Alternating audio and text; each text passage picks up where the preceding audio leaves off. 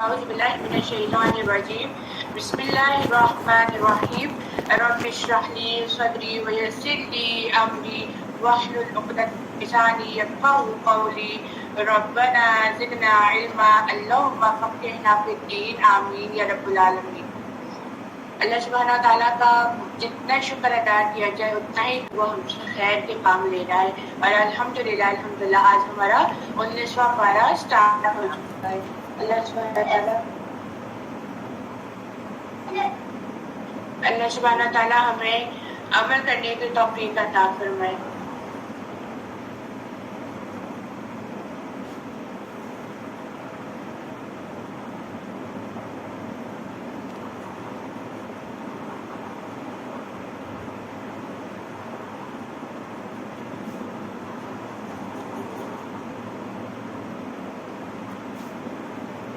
اعوذ باللہ من الشیطان الرجیم بسم اللہ الرحمن الرحیم 19واں پارہ۔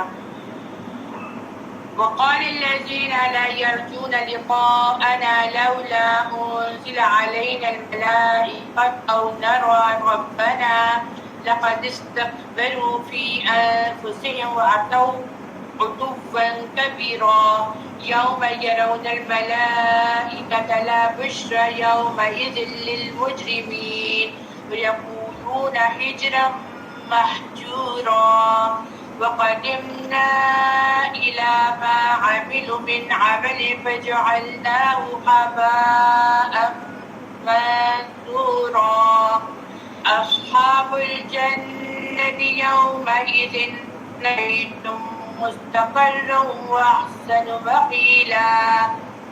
اور ان لوگوں نے کہا جو ہماری ملاقات کی امید نہیں تھے، ہم پر فرشتے کیوں نہیں نازل کیے گئے یا ہم اپنے رب کو دیکھتے۔ انہوں نے اپنے نفس میں کیا اور وہ بہت بڑی سرکشی کی۔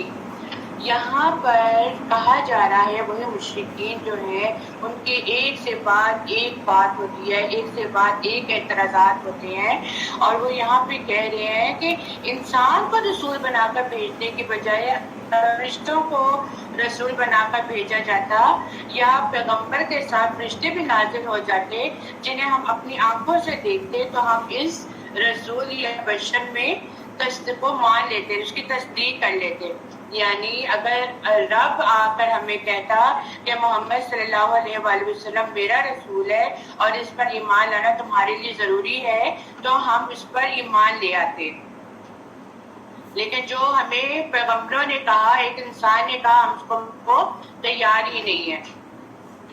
اور جس دن وہ فرشتوں کو دیکھیں گے اس دن مجرموں کے لیے کوئی بشارت نہیں ہوگی۔ یعنی کس دن کوئی کہتا ہے کہ یہ موت کا دن ہے اور کوئی کہتا ہے یہ قیامت کا دن ہے۔ یعنی موت کا دن یہ کافر فرشتوں کو دیکھنے کی آرزو تو کرتے ہیں، لیکن موت کے وقت جب یہ فرشتوں کو دیکھیں گے تو ان کے لیے کوئی خوشی نہیں ہوگی، اور اس لیے کہ فرشتے انہیں اس موقع پر دیکھیں گے کہ جب فرشتے کافروں پر آ کر ان کی روح کو قبض کرنے کے لیے ان کو مار رہے ہوں گے، ان کو ان کے پشتوں پر اور ان کے منہ پر مار رہے ہوں گے اور کہیں گے نکالو اپنی جانوں، اے خبیث روح نکلو اپنی جسم سے، اور روح جو ہوگی وہ جسم میں بھاگ دوڑ کرتی ہوئی نکل آئے گی۔ تو یہاں پر اس وقت ان کو کوئی خوشی نہیں ہوگی جتنا وہ دنیا میں کہتے تھے کہ ہمارے سامنے فرشتے آ جائیں اور ہمیں کہہ دیں، لیکن جب فرشتے ان کے سامنے موت کی شکل میں آئیں گے تو سب کچھ وہ بھول جائیں گے۔ پھر بعض لوگ کہتے ہیں کہ اس سے مراد قیامت کا دن ہے۔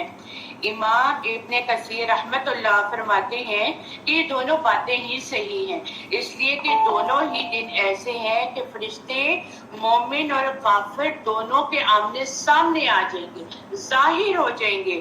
مومنوں کے لیے تو رحمت ہوگی، خوشخبری ہوگی، لیکن کافروں کے لیے حسرت کے سوا اور کچھ بھی نہیں ہوگا۔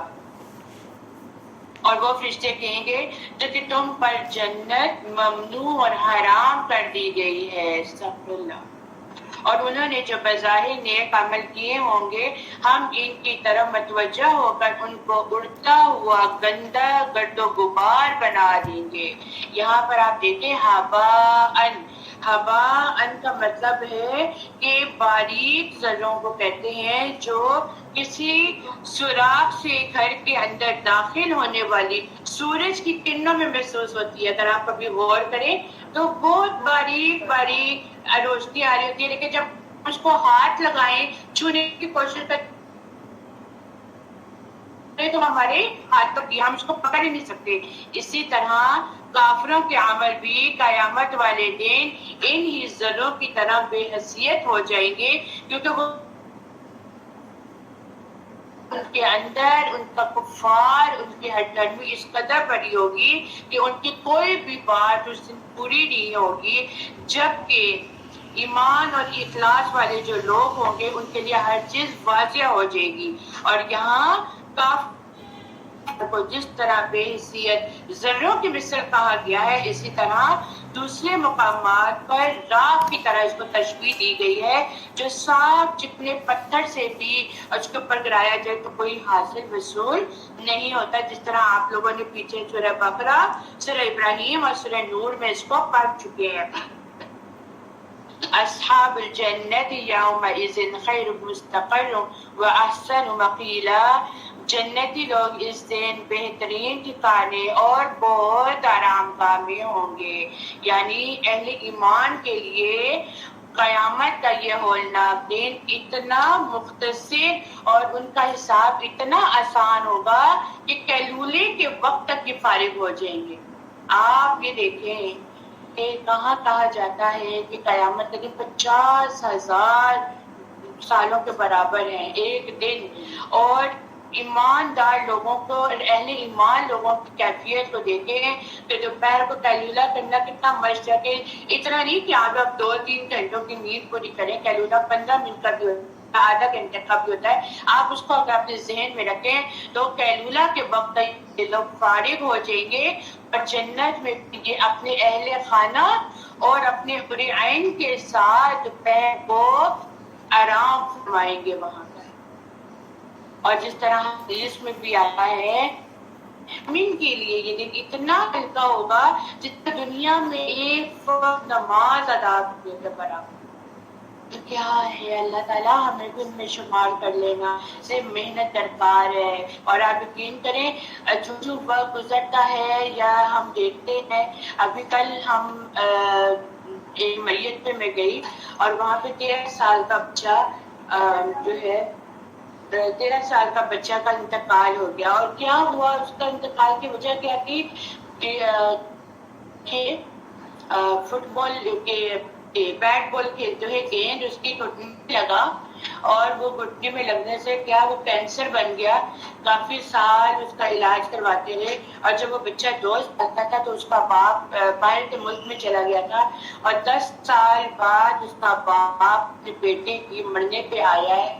اور اس دن کل کا دن اور یہ بچے کی سال کل کے دن بچے کی سالگرہ بھی تھی اور کل کے دن بچے کو مدفن بھی کر دیا گیا. یہ تحصیل میں شاکر صاحب بالکل. ہاں جی. تو یعنی آپ دیکھیے کہ انسان کی حیثیت کیا ہے، لیکن ہم لوگ صرف دنیا کی لغزشوں میں اپنے آپ کو مصروف کیے ہوئے ہیں، لیکن ہمیں نہیں پتا موت کب ہمارے پیچھے تو کر رہی ہے نا، لیکن ہم غافل ہیں. ہم غافل ہیں.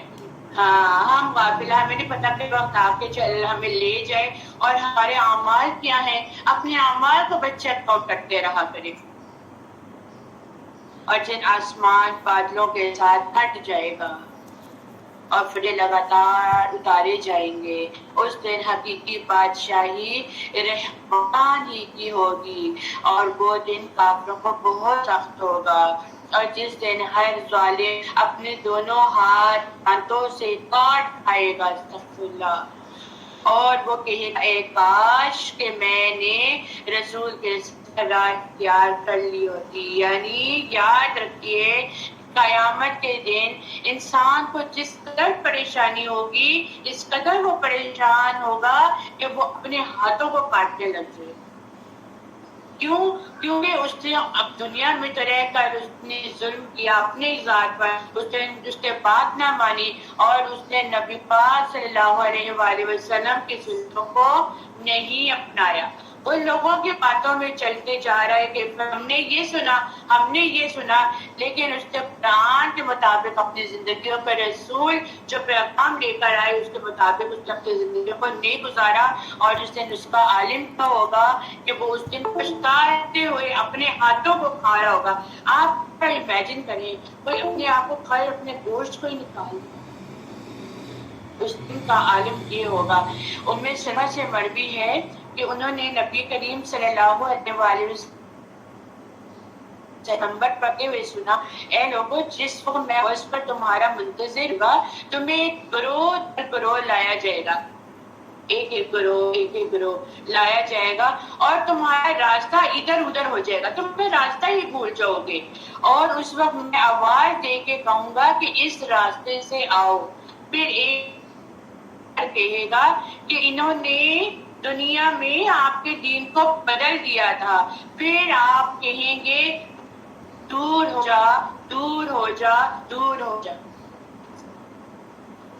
اپنی یہ باتیں یہاں تک محدود نہیں کی ہیں کہ ہم نے بس یہاں پہ سن لیا اور اٹھ کے چلے گئے، بلکہ دیکھیے اپنے آس پاس اپنے گھروں میں دیکھیے جو کام غلط طریقے سے ہے، جو کام اللہ اور اس کے رسول کے مخالفت میں ہے اور دنیا کی لغزشوں میں چلا جا رہا ہے، دنیا کے رسموں میں چلا جا رہا ہے، تو آپ کا حق بنتا ہے کہ آپ اس کو زبان سے روکیں، پھر آپ نہ مانے ہاتھ سے روکیں، ہاتھ سے روکیں نہیں کہ مارنا، ہاتھ سے روکیں، نہ مانے پھر تیسرا کام یہ ہے کہ اپنے دل میں اس کے لیے برا جانیں اور اس کے لیے ہدایت کی دعا کریں اور اپنے آپ کو بری اور ذمہ کر لیں۔ کیا آپ نے کہہ دیا اب وہ نہیں مارا تو میرا اس کے ساتھ کوئی بھی معاملہ نہیں ہے، میں اپنا حساب دوں گی، وہ اپنا حساب دے گا۔ تو یہ اپنے گھروں کو جتنا ہم لوگ فتنے سے میں قریب آ رہے ہیں اتنے ہمارے گھروں سے جو ہے دین اٹھتا چلا جا رہا ہے۔ اگر ہمارے گھروں میں کوئی ایک بھی دین کا آدمی ہے، کوئی ایک بھی دین کو سمجھ کے اختیار کر رہا ہے تو ہمارا فرض ہے کہ ہم اپنی نسلوں کو بچائیں۔ باقی اگر ہم لوگ کر رہے ہیں، اگر وہ لوگ نہیں کرتے تو پھر ہمیں ان کی فکر کرنے کی ضرورت نہیں ہے، کیونکہ ایک وقت ایسا آئے گا جب ان کو ٹھوکر لگ کے وہ گریں گے، پھر ان لوگوں کو سمجھ آئے گی کہ ہم لوگوں نے فلاں وقت میں بات نہیں مانی تھی اور آج ہمارا کیا ہے، اور ہم پھر اپنے آپ کو صحیح کر کے چلتے چلے جائیں۔ یہ بہت زیادہ ضروری ہے کیونکہ یہ آیتیں آگے آنے والی اور خوفناک آیتیں آتی جائیں گی کہ کس طرح ان لوگوں کا حال ہوگا جنہیں دنیا میں رہ کے اللہ اور اس کے نبی کو جھٹلا دیا اور دین کو جھٹلا دیا۔ یا ویلتا لیتنی لم اتخذ فلانا خلیلا، ہائے میری کم بختی، کاش میں فلاں شخص کو دوست نہ بناتا۔ یاد رکھیے انسان اپنے دوست کی صحبت سے پہچانا جاتا ہے، یہ پہلے میں بات کر چکی ہوں۔ اپنی دوستیوں کو ایسی کیٹیگری میں بٹھائیں، اپنے ایسی صحبت میں بٹھائیں تاکہ آپ کی پہچان پتہ چلے کہ آپ کس صحبت کے کس گروہ کے لوگ ہیں۔ آپ کی کیٹیگری خراب ہوگی، آپ کی شخصیت سے پتہ چل جائے گا، آپ کے دوستوں سے پتہ چل جائے گا۔ میں نے بات بہت پہلے کی تھی کہ جب بچوں کے رشتے لینے جاتے ہیں تو دوستوں سے ملاقات کرتے ہیں، دوستوں سے پتہ چل جاتا ہے فلاں بچہ کیسا ہے، ایسا ہی ہے نا۔ تو قیامت کے دن بھی جس سے آپ دنیا میں رہ کر محبت کرتے ہیں، جس صحبت میں آپ رہ کر محبت کرتے ہیں، قیامت کے دن بھی آپ کو اسی صحبت سے اٹھایا جائے گا، اسی صحبت سے اٹھایا جائے گا، اور انسان اپنے دوست کی صحبت سے پہچانا جاتا ہے۔ بلا شبہ سے میرے پاس ذکر قرآن آ جانے کے بعد مجھے اس سے بہکا دیا، اور شیطان انسان کو مصیبت میں بے یار مددگار چھوڑ دینے والا ہے۔ قرآن آپ کے پاس آ گیا ہے، قرآن تعلیم آپ لوگ پڑھ رہے ہیں، لیکن کوئی ایک آتا ہے کیا ہے ہر وقت قرآن ہی پڑھتی رہتی ہے اور دنیا کا کوئی کام نہیں ہے آپ کو، بس تو پڑھ لیا، ہر وقت قرآن پڑھتی رہتی، یا ہم قرآن کو بہت سمجھ کے اس کو پیچھے چھوڑ دیتے ہیں، یا ہم قرآن کے ساتھ اپنے دل کا کنیکشن مضبوط نہیں بناتے، پہ تو بیٹھے ہیں لیکن ہمارا دھیان قرآن کی طرف نہیں ہے، قرآن تو پڑھ رہے ہیں لیکن ہمارا دماغ کسی اور بچوں میں مگن ہے۔ اور جو تیار ہے کہ کہیں پر بندہ کمزور ہو اور میں اس پر حملہ کروں، میں اس پر اٹیک کروں، اور جب وہ اٹیک کرتا ہے تو وہ دنیا کی ساری غلط باتیں خوبصورت بنا کر سامنے پیش کر دیتا ہے اور وہاں پر لا کر اس کو چھوڑ دیتا ہے۔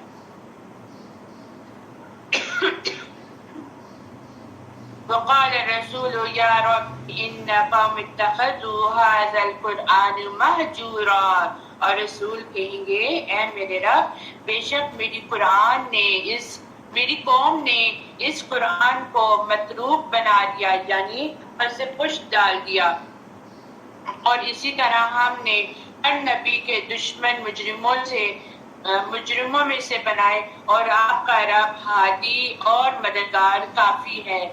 اور کافر نے کہا کہ اس پر یہ قرآن ایک ہی بار اکٹھا کیوں نہیں نازل کیا گیا؟ پھر اعتراض کہ قرآن ایک دفعہ کیوں نہیں اتار دیا، یہ کیا تورا کر اتارا گیا۔ اسی طرح ہم نے نازل کیا تھا کہ ہم اس سے آپ کا دل مضبوط کریں۔ تھوڑا قرآن اترنے کا مقصد کیا تھا؟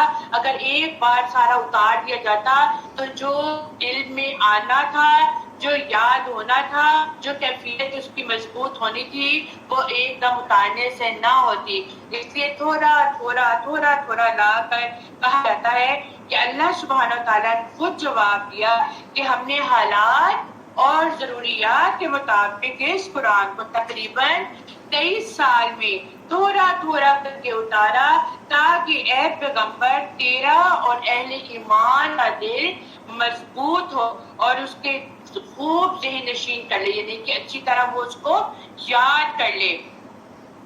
اور اسی طرح ہم نے نازل کیا ہے تاکہ ہم اسے آپ کا دل مضبوط کریں، اور ہم نے اسے خوب ٹہر کر پڑھ کر سنا۔ اب یہاں سے یہ بھی پتہ چلتا ہے کہ قرآن بھی جو ہے وہ ٹہر کر سمجھ کر اس کی زیر زبر کو مد نظر رکھ کر پڑھنا چاہیے۔ تو لوگ قرآن کریم کو تو پڑھتے ہیں لیکن اس کے حقائق، اس کا چڑھاؤ، اس کے تلفظ کو صحیح ادا نہیں کرتے، اور اسی سسپنس میں رہتے ہیں کہ ہم صحیح پڑھ رہے ہیں۔ کیونکہ آپ ایک چیز کو دیکھیں، ایک چھوٹا سا لفظ ہے قاف لام با، اس کا کیا مطلب ہوتا ہے؟ قلب، دل، ٹھیک ہے نا؟ اگر اس کو میں بنا دوں کاف لام با، تو بات تو وہی ہے، صرف قاف اور کاف کا فرق آئے، دونوں کا صرف اس طرف سا فرق آئے۔ کہنے کو ہم کہہ سکتے ہیں کوئی بات نہیں، ہم نے تو صحیح پڑھا ہے، کاف کو موٹا نہیں کیا، کاف بنا دیا۔ تو قلب جو ہے قاف لام با دل ہے، لیکن کاف ڈنڈی والا کاف لام با کیا ہے؟ فرق ہے نا، معنی میں فرق آ جاتا ہے۔ تو حرکات اگر ہم اس کو صحیح ادا نہیں کریں گے، اگر ہم اس کو صحیح طرح سے نہیں پڑھیں گے، اگر اس کے معنی پہ غور کرتے ہوئے لفظوں کو نہیں لیں گے تو معنی بدل جائیں گے، بھلے ہم اس کو صحیح طرح سے پڑھیں لیکن الٹا ہو جائے۔ آپ دیکھیں یہ جادو ٹونے والے، جو الٹا کالا جادو کرنے والے ہوتے ہیں، وہ کیا کرتے ہیں؟ وہ قرآن پاک کو الٹا پڑھ لیتے ہیں، اس کے معنی بدل دیتے ہیں، اس کو حرکات کو بدل دیتے ہیں، جس سے اس کا اثرات غلط پڑ جاتے ہیں، جو کہ سب قسم کا گناہ ہے۔ تو جن بچیوں کو قرآن پاک تلفظ کے ساتھ صحیح طرح پڑھنا نہیں آتا تو اس میں گھبرانا نہیں چاہیے، اس میں شرم محسوس کرنا نہیں چاہیے۔ انشاءاللہ رمضان کے بعد ہماری تجوید کی کلاسز سٹارٹ ہو جائیں گی، آپ لوگ آئیں، آپ لوگ سیکھیں اور اپنے قرآن کو بہتر بنائیں۔ کوئی نہیں کہتا کہ قرآن پڑھنے کی عمر ہوتی ہے، قرآن پڑھنے کی کوئی عمر نہیں ہے۔ قرآن پڑھنے کی جب اللہ تعالیٰ شرح سر عطا کر دے تو ہمیں قرآن کو سیکھ لینا چاہیے اور اچھی طرح، تاکہ اپنی نسلوں کو تو آگے دے۔ بہت ہی بیٹھوں ہم لوگوں نے ڈگریاں تو لے لی ہیں دنیا کی، لیکن میں نے وہ ماں کو دیکھا ہے جو اپنی ماں کو، اپنے بچوں کو ڈگریاں لینے کے باوجود اپنے بچوں کو خود قرآن پڑھانے کے بجائے دوسروں کے حوالے دے دیا ہے، جاؤ سپارہ پڑھ کر آؤ۔ وہ ماں کیسا پارا پڑھ رہا ہے؟ اگر تو وہ صحیح پڑھا رہی ہے تلفظ کے ساتھ یا پڑھا رہی ہے تو نور علی نور، اور اگر وہ نہیں پڑھا رہی اور ماں باپ غور فکر نہیں کر رہے ہیں اور بچہ غلط قرآن پڑھتا جا رہا ہے تو اس کا گناہ بھی ماں باپ ہے، کیونکہ ماں باپ دھیان ہی نہیں دے رہے. تو کیونکہ بہت سے لوگ ایسے ہیں جو صرف اور صرف یہ کہتے ہیں ہمارے بچوں کو بس قرآن ختم کروا دے. وہ یہ نہیں دیکھتے کہ بچہ کا قرآن کیسے چاہے تھوڑا سا پڑھے لیکن وہ صحیح طرح سے اس کو آنا چاہیے. تھوڑا تھوڑا کر کے اندر جائے گا تو اس کے بیس بہت بنے گی. لیکن ہم لوگ ان پر دھیان ہی نہیں دیتے. ہم بس کہتے ہیں بس بچہ قرآن پڑھ لے، یا ہم اپنے آپ کو نہیں دیکھتے، ہم دوسروں کو آبزرو کرنا شروع کر دیتے ہیں کہ بھائی دیکھو فلاں کیا ہے. اپنے آپ کو دیکھیے، اگر آپ بالکل ٹھیک ہے دوسروں کو گائڈ کرنا شروع کر دیں، اور اگر آپ میں کوئی کمی ہے پہلے اپنی اصلاح کریں پھر دوسروں کو تلقین کریں. اور کافر جب آپ کے پاس کوئی مثال یا کوئی اعتراض لے کر آئیں تو ہم جواب میں آپ کو حق اور اس کی بہت اچھی توجیہ اور تفسیر بتا دیتے ہیں. الذين يحشرون على وجوههم إلى جهنم أولئك شر مكانا وأضل سبيلا. اور جو لوگ اپنے چہروں کے بل جہنم کی طرف اکٹھے کیے جائیں گے وہی لوگ بدترین مکان والے اور گمراہ ترین راہ والے ہیں. اور بلا شبہ ہم نے موسیٰ کو کتاب دی اور اس کے ساتھ اس کے بھائی ہارون کو مددگار بنایا. ہم نے کہا کی طرف جاؤ جنہوں نے ہماری آیات کو جھٹلا دیا، پھر ہم نے انہیں بالکل ہی ہلاک کر کے رکھ دیا. اور یہ کون سی قوم ہے؟ قوم فرعون کی بات کی جا رہی ہے. اور قوم نوح کو بھی جب اس نے رسولوں کی تکذیب کی ہم نے انہیں ختم کر دیا اور ہم نے انہیں لوگوں کے لیے نشان عبرت بنا دیا، اور ہم نے ظالموں کے لیے دردناک عذاب تیار کر رکھا ہے. کے درمیان کو بھی مثالیں بیان کی اور سب کو بالکل تباہ و برباد کر دیا.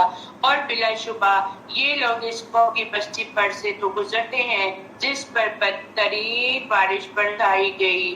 کیا پھر وہ اسے دیکھتے نہیں بلکہ وہ دوبارہ جی اٹھنے کی امید ہی نہیں رکھتے تھے. اور اے نبی جب وہ آپ کو دیکھتے تو آپ کو ہنسی مذاق کا نشانہ بناتے ہیں اور کہتے ہیں کیا یہی ہے وہ جسے اللہ نے رسول بنا بھیجا ہے؟ بے شک وہ تو ہم ہمارے معبودوں سے بہکانے ہی لگا تھا اگر ہم ان معبودوں کی عبادت پر جمے نہ رہتے. اور جان لیں گے جب عذاب کو دیکھیں گے کہ سب سے زیادہ بے راہ کون ہے. أَرَأَيْتَ مَنِ اتَّخَذَ إِلَٰهَهُ تَكُونُ عَلَيْهِ وَكِيلًا. کیا آپ نے اسے دیکھا جس نے اپنی خواہش کو معبود بنا لیا ہے یا پھر آپ اس کے ذمہ دار بنتے ہیں؟ یعنی اپنی خواہشوں کی اطاعت کرنا گویا ایسا ہے کہ انہوں نے الہ بنا لیا اور اپنی خواہشات انسان کو فساد کی طرف لے کر جاتا ہے. انسان جب خواہش نفس کی طرف جاتا ہے اپنے آپ کو بڑا سمجھنے لگتا ہے تو اس کا پہلا کردار کیا ہوتا ہے؟ وہ فساد برپا کر دینے والا ہوتا ہے اور نفس انسان کو برائی کی طرف اکساتا ہے. نبی کریم صلی اللہ علیہ وآلہ وسلم نے فرمایا کتنے ہی لوگ ایسے ہیں جو اپنی خواہش نفس کی طرف لگ جاتے ہیں اور ان کے لیے قیامت میں آگ کے سوا کچھ بھی نہ.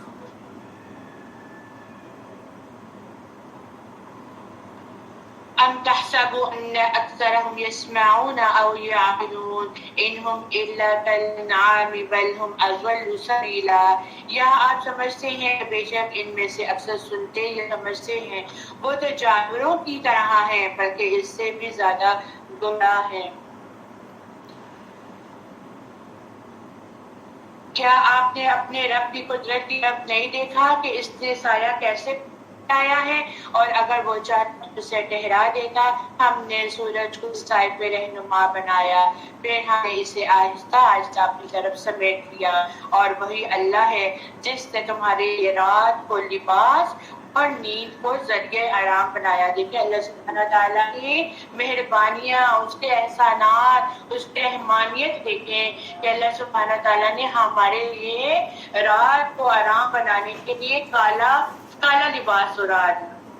دن کے ٹائم ہم لوگ چاہ کر بھی نہیں سو سکتے، کیونکہ دن کے ٹائم سونا دکھی بنتی ہے میرے نزدیک کیوں؟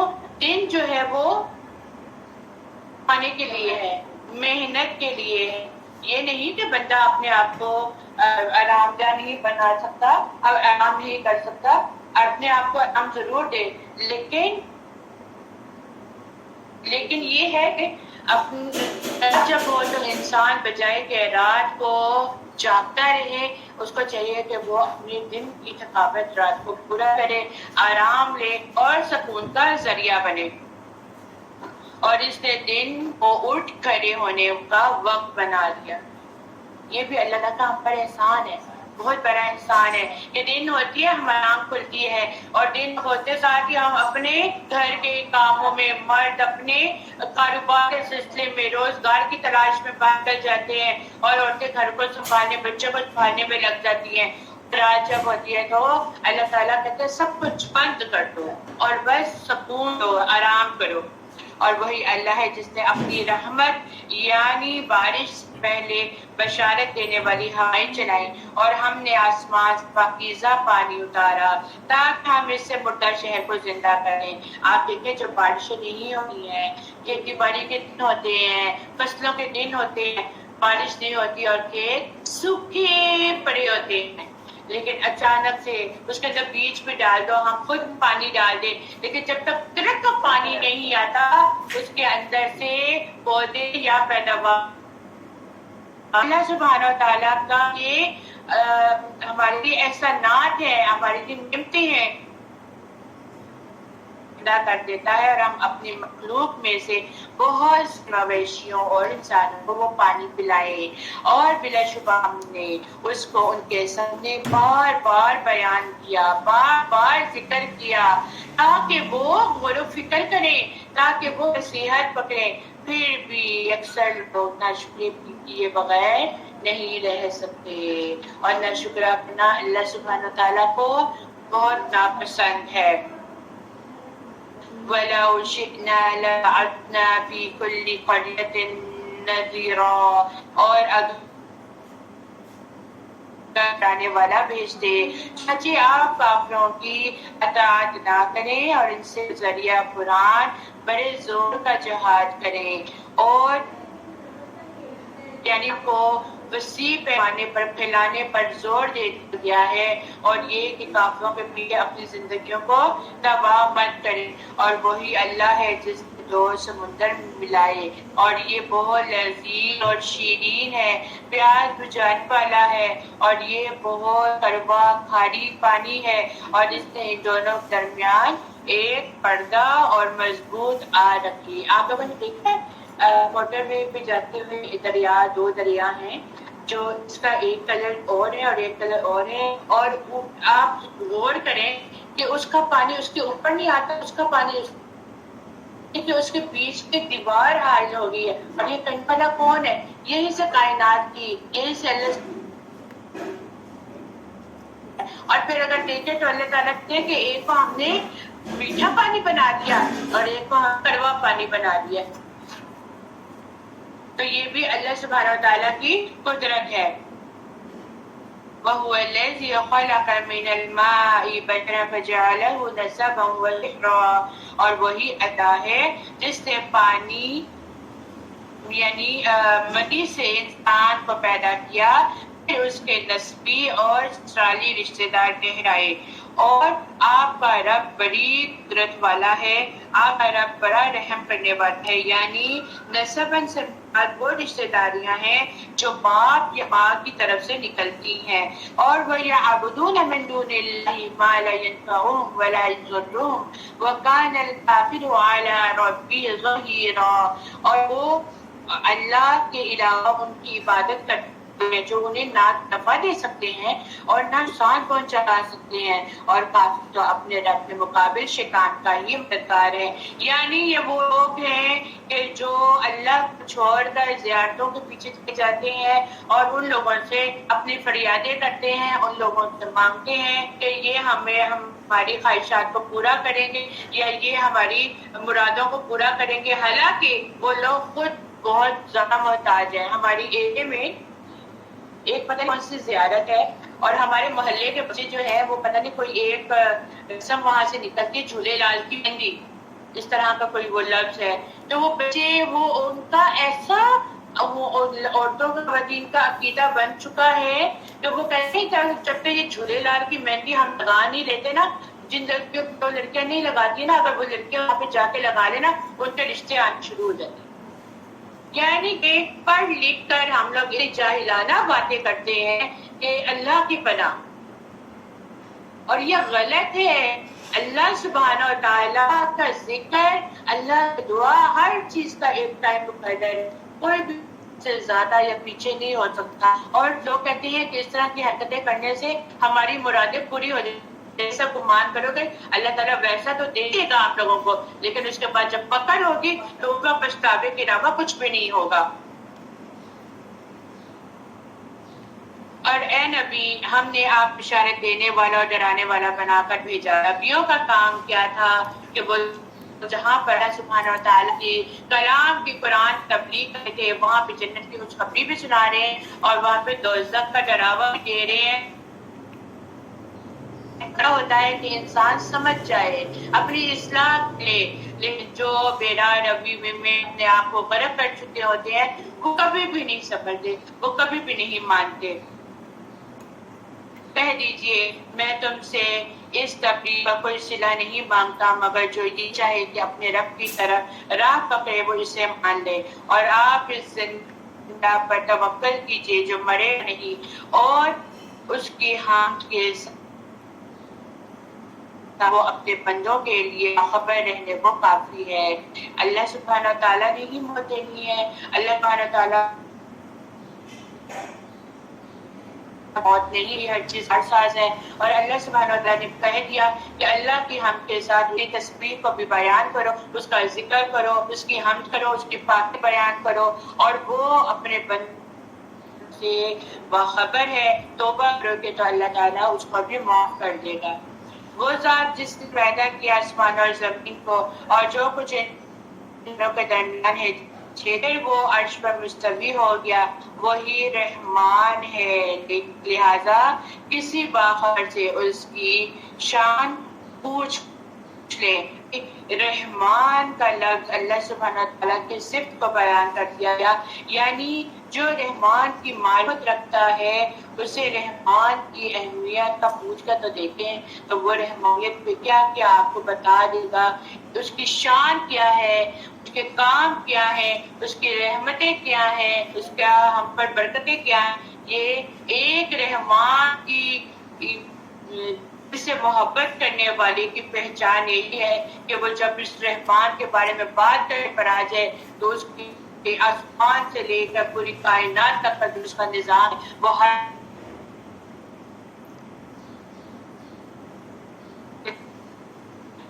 وَإِذَا قِيلَ لَهُمُ اسْجُدُوا لِلرَّحْمَنِ قَالُوا وَمَا الرَّحْمَنُ أَنَسْجُدُ لِمَا تَأْمُرُنَا وَزَادَهُمْ نُفُورًا۔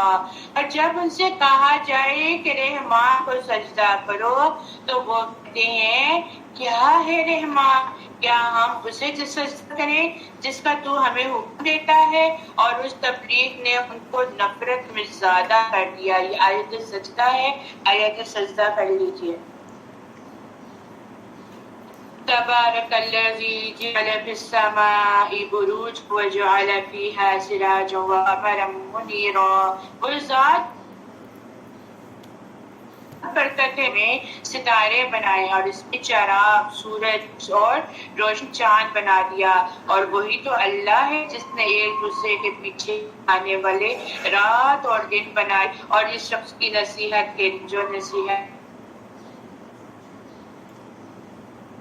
یہ ساری چیزیں بنا دی ہیں۔ اب ہم لوگ ہی ہیں اگر ان نشانی کو دیکھ کر ہم اس سے کائنات کی نشانیوں کو سمجھ کر غور و فکر کر اس سے نصیحت پکڑنا چاہتے ہیں تو ہمارے لیے یہ اچھا ہے، اور اگر ہم نہیں پکڑنا چاہتے تو ہم سے زیادہ ناشکرا کوئی بھی نہیں ہے۔ اور جب یہ ساری چیزیں دیکھ کر ہم شکر کہ اللہ کی ذرہ ذرہ برابر میں کیا رحمتیں ہم پر نازل ہو رہی ہیں، اور رحمان کے بندے وہ ہیں جو زمین پر آہستگی وقار اور عاجزی سے چلتے ہیں، اور جب چاہے لوگ ان سے بات کرتے ہیں تو وہ کہتے ہیں سلام ہے۔ اب ان لوگوں کی کوالٹی بتا دی گئی ہے کہ عباد الرحمن کون ہوتے ہیں، رحمان کے بندے کون ہوتے ہیں، جو اپنے رحمان سے محبت کر کے اس کی کائنات پہ غور و فکر کر کے اس کی رحمتوں کو دیکھتے ہوئے جب وہ لوگوں کے ساتھ معاملہ کرتے ہیں تو بڑی عاجزی اور انکساری کے ساتھ معاملہ کرتے ہیں۔ لوگ برائی کرتے ہیں تو ان کو بھلائی کے ساتھ پیش آتے ہیں اور اپنے آپ کو ہر وقت اللہ کے آگے سجدہ ریز ہوتے ہیں اور جھک کر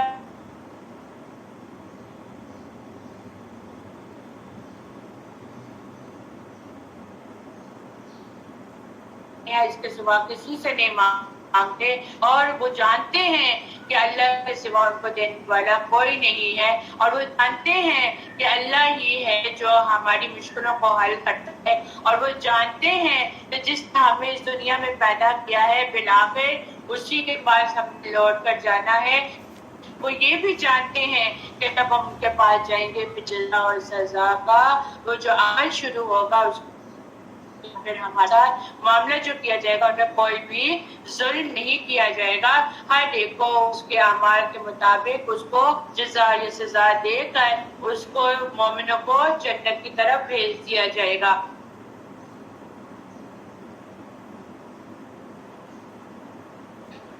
والذین یبیتون لربہم سجدا وقیاما، اور جو اپنے رب کے حضور سجدے اور قیام میں رات گزارتے ہیں۔ رمضان کے مہینے ہیں، کون راتوں کو اٹھ کر اللہ کے آگے سجدہ ریز ہوتا ہے؟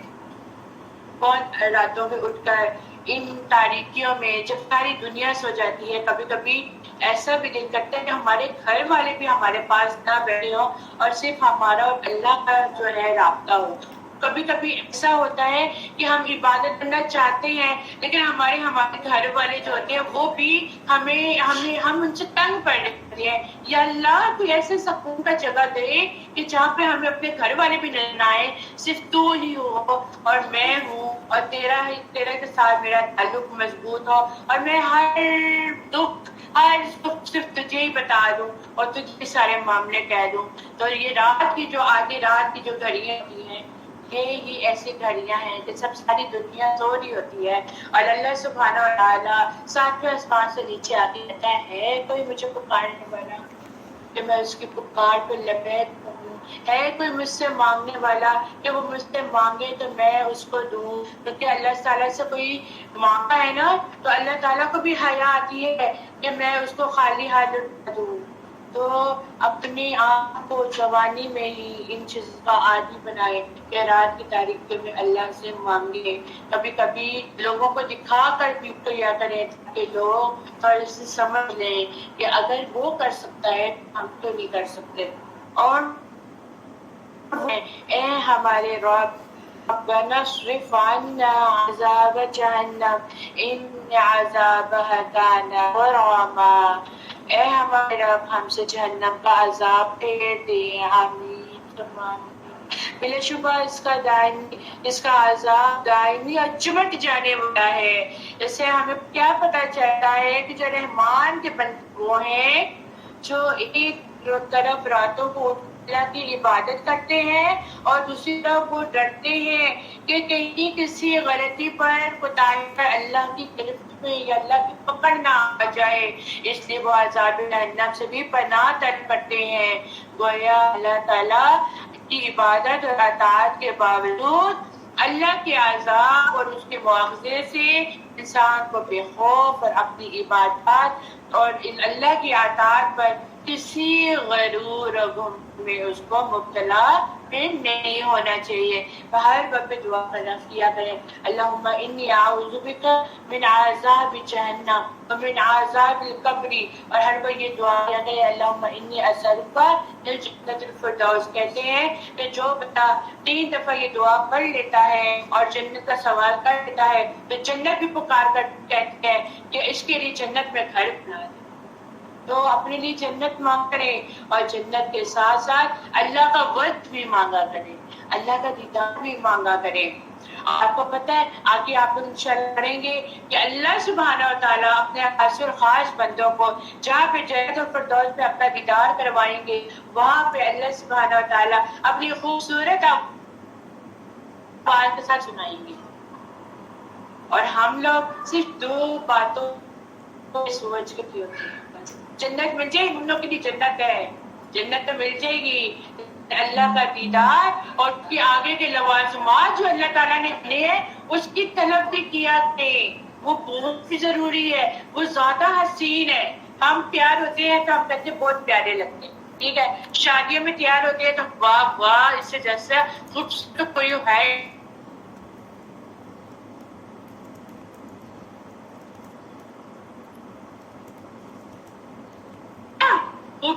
لیول ہے.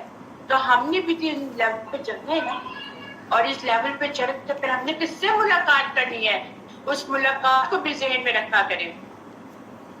بے شک وہ جہنم ٹہنے اور قیام کی بری جگہ ہے, اور جو لوگ جب وہ خرچ کرتے ہیں تو نہ اسراف کرتے ہیں اور نہ بخیلی کرتے ہیں, اور ان کا خرچ ان کے درمیان معتدل ہوتا ہے. ہمیشہ یاد رکھیں لیول بیلنس, اپنی لائف کو بیلنس رکھیں گے تو آپ لوگوں کی زندگیاں آسان ہو جائیں گی. اپنی لائف میں کچھ آ رہا ہے, سب کچھ آ رہا ہے, اور بس جو آ رہا ہے بس کھاؤ پیو اڑاؤ, باقی بعد میں دیکھی جائے گی. یہ اطراف میں آتا ہے. ہر چیز کا ٹائم, آج گوشت کھا لیے, کل چکن کھا لیے, چلیے آپ 2-3 سبزیاں بھی کھا لیں, شان نہیں گر جائے گی لوگوں کی. کبھی چٹنی کے ساتھ بھی روٹی کھا لیا کریں, کچھ نہیں ہو جائے گا. لیکن ہماری زبان ہے نا, ان کو جو چٹے لگے ہوئے ہیں نا, تو کہتے ہیں بھائی جو آ رہا ہے نا ابھی آ رہا ہے کھا لو, کل کا پتہ نہیں ملے گا کہ نہیں ملے گا. یاد رکھیے جتنی آپ لوگوں کی دنیا میں جتنے آپ کے نوالے لکھے ہیں نا, جتنا آپ لوگوں کا رزق لکھا ہے نا, وہ آپ کھا کے جائیں گے. اس بغیر آپ لوگوں کا وہ آخری نوالا لے کر بھی جب آپ کی موت آنی ہوگی نا, اس سے پہلے کچھ آپ لوگ کھا لیں گے, اس کے بعد اللہ تعالیٰ وہ دنیا جو خراب ہے نا آپ لوگ کے لیے ختم کر دے. تو ہر اپنی لائف سٹائل میں بھی ہے الحمدللہ, زیادہ کی چاہ نہ کریں, جو مل رہا ہے شکر الحمدللہ. اپنے آپ سادگی میں لے کر آئے. ہم لوگ کیوں ڈوبتے جا رہے ہیں, ہم لوگ اس لیے ڈوبتے جا رہے ہیں کہ ہم نے اپنے پر خواہشات کا انبار اکٹھا کر دیا ہے. ہم لوگوں کو دیکھ دیکھ کر اپنے آپ کو, لوگوں کے تو منہ لال ہے, ہم اپنے منہ خود ہی تھپڑ مار مار کے لال کر دیتے ہیں. وہ چیز میں اتنا آئیے تو ہم کیوں نہیں جا سکتے. دیکھیں ہم لوگ بہت چھوٹے لیول میں ہیں. اللہ تعالیٰ نے جو دین پڑھ لیتے ہیں. ابھی کل ایسا تھا کہ میرا افطاری کے بعد میتوں کی طرف جانا تھا میرا, اور میں نے کل میں ایسی جگہ پہ گئی جہاں پر وہ بہت چھوٹی عمر میں 18 سال کی عمر میں اس کی شادی ہوئی ہے, اور اس کو پریگننسی ہوئی ہے, ٹوینس بچے. 7واں مہینہ ابھی اس کو اسٹارٹ ہوا تھا تو اس کی طبیعت خراب ہو گئی اور آپریٹ ہو گیا. بچوں کو جو ہے انمیچور ڈیلیور کیا گیا. اب کیا ہے کہ 2 دن بعد ٹوینس بچے, لڑکا لڑکی, 2 دن بعد وہ لڑکا سانس کے ساتھ سانس خراب ہوا, وہ بچہ جو تھا وہ بیٹی تھا وہ فوت ہو گیا.